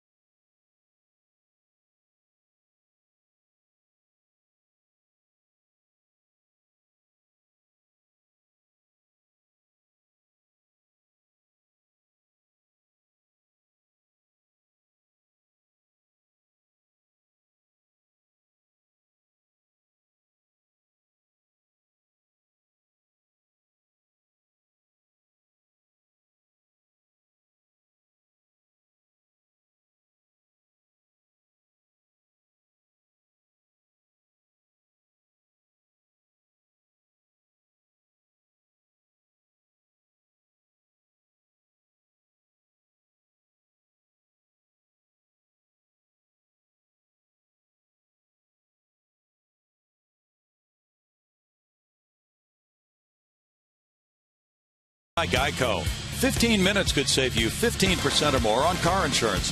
Visit us at geico.com or call 1-800-947-AUTO. The 9th inning arrives here in downtown Houston. It's 8-3. The Astros have out-hit the Mariners 14-6. It was a close game until Marisnik hit a 3-run homer in the 7th. The Astros then tacked on an 8th inning run on the infield hit by Castro. Now they go to lefty Tony Sipp for the 9th. He's 4-2 with a 3.26 ERA. And some exceptional numbers for Tony. It has been a great year. 25 hits allowed in 47 innings. You know all about the first 20 hitters he faced without allowing a hit in that span. He's been generally just brilliant. 59 strikeouts in those 47 innings. Yeah, you can see what the overall number is. 152, that batting average against. Been quite a year for Tony Sipp. As Sipp comes out for the 9th inning, the 3-4-5 hitters are due up for Lloyd McClendon's Mariners. Cano, Seager, and Morales. The Royals beat the Tigers in Kansas City 5-2. Victor Martinez was 1 for 3 with a walk.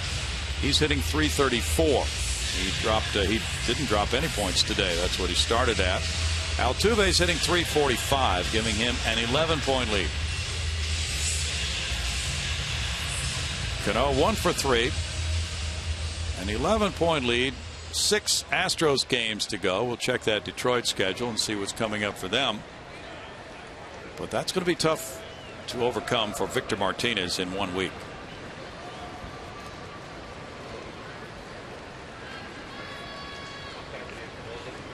fact, if Altuve did not play anymore, you'd think that he would have it, wouldn't you? Yeah, I would think it would be a lock at that point. And I was also thinking there have no doubt been plenty of players who would be highly tempted to shut it down for the rest of the year to lock up that batting title.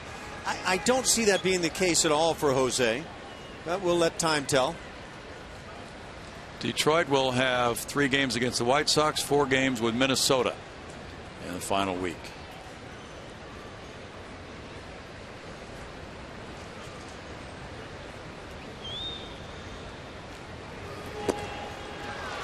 No balls, 2 strikes for Tony Sipp and Robinson Cano.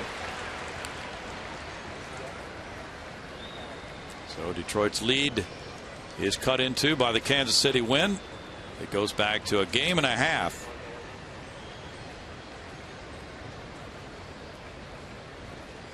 And it would be a damaging day for Seattle with a loss here. Oakland is tied 3-3 in the 3rd with Philadelphia. 1-2. Oakland a game in front of Seattle. So if Oakland were to win and Seattle loses here, that's back to a 2-game match for Oakland over Seattle. Seattle going on to Toronto, and Kansas City, of course, would be a game and a half in front of the Mariners unless Lloyd McClendon's club has a furious 9th inning rally.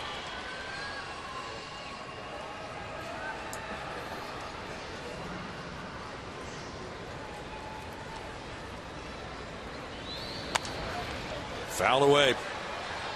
Now looking at the Astros against the American League West.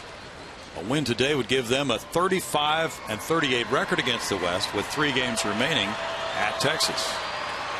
That's impressive, Brownie. Yeah, it's a big improvement. We've said many times the West, at least in terms of top-end clubs, toughest division in the American League. The Astros are 11-5 against Texas. They would be 9-10 against Seattle with a win today. 8-11 against Oakland and 7-12 against the Angels.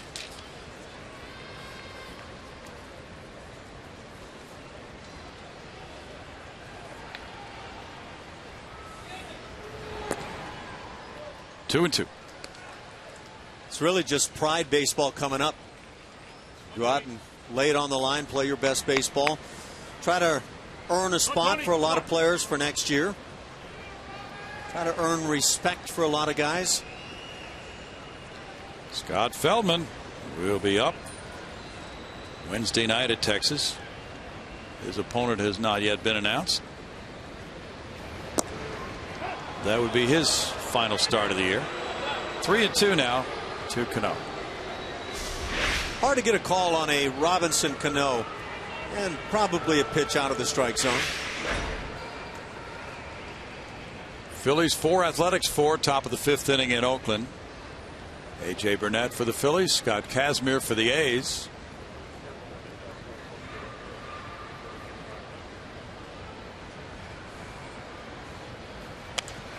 That is going to be a very long winter for those Oakland players if they do not make the playoffs. Amen to that.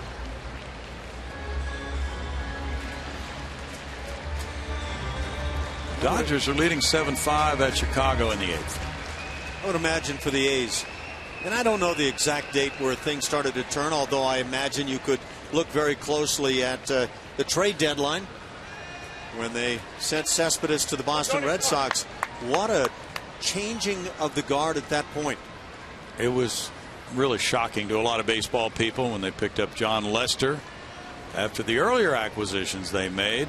Jeff Samardzija and Jason Hamill struck him out, going out, and then they fell behind. Well, you know, we ask a lot of times what's more valuable, a starting pitcher or that everyday player? And in this case, it seems like for the Oakland A's lineup, it was that everyday player. Lost 7 of 10 since August 10th when they led by 11 games. 12-26. Just amazing what's happened to the Oakland A's. And I'll bet Bob Melvin can't pinpoint it other than to say our offense has lacked considerably.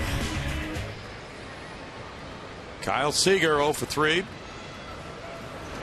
There's There's a soundbite with him after yesterday's game, and he really wasn't coming up with any answers in that one.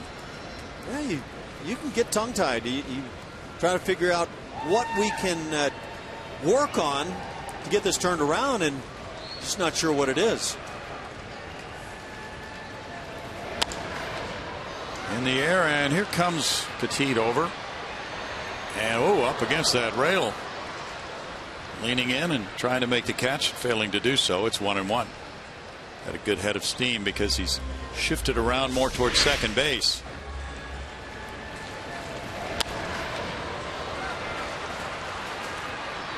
Yeah, nice effort by Petit. He's been a good player here given the chance.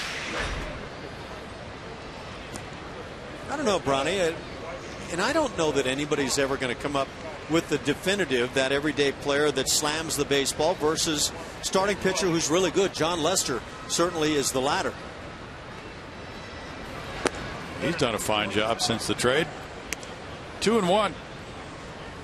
But you only impact 1 out of every 5 ball games. And even if Cespedes doesn't have a big day with the bat, he impacts the opposing pitcher as to how you work through that order. True.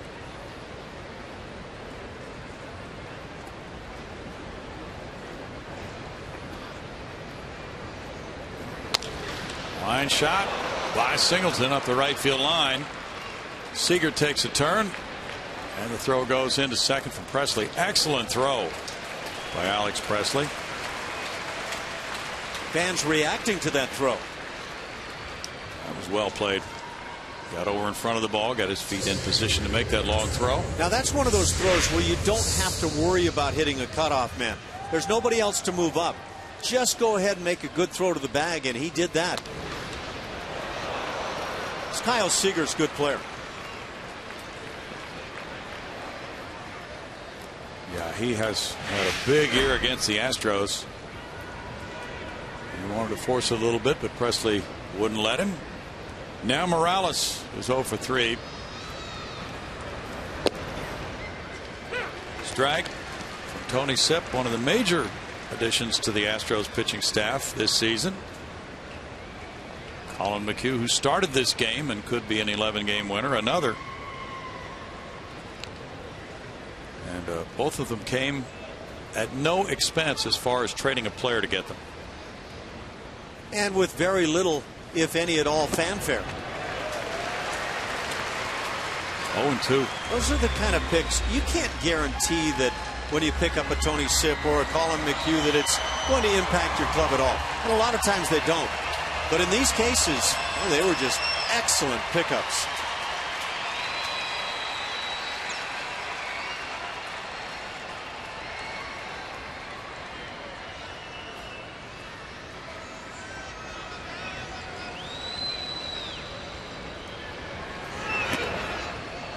One and 2 to Morales.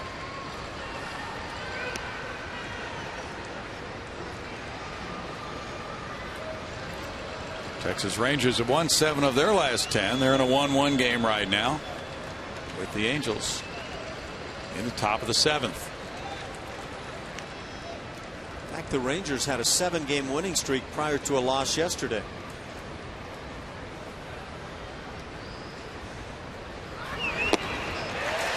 Morales strikes out. That's 2 outs now for Sipp. There have to be question marks for Seattle as to how much Morales has left in the tank.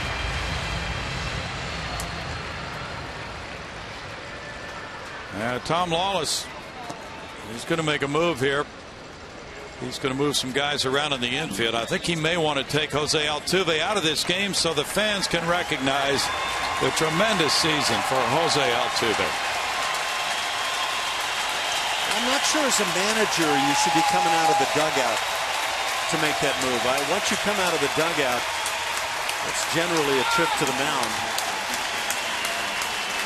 He puts Matt Dominguez into play third. That shifts Gregorio Petit over to second base. And the fans saluting Jose Altuve for a magnificent season, which they hope will result in a first ever Houston batting title. It's a classy move. It is. Nice job by Tom Lawless.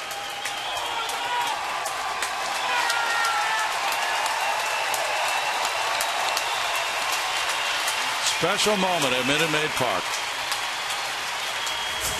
220 hits for Jose Altuve with 6 more games to go. He leaves town with a .345 batting average. But he never dreamed this day would come where he'd be, at the age of 24 anyway, being taken off the field just to be recognized by the home crowd. It's hard to digest. Logan Morrison has a walk and a single. He got 211 bottles of orange juice from Minute Maid. He was really thirsty, huh? He said, I'll probably drink one a day. That's too much for one day. Unless he works out with Dallas Keuchel.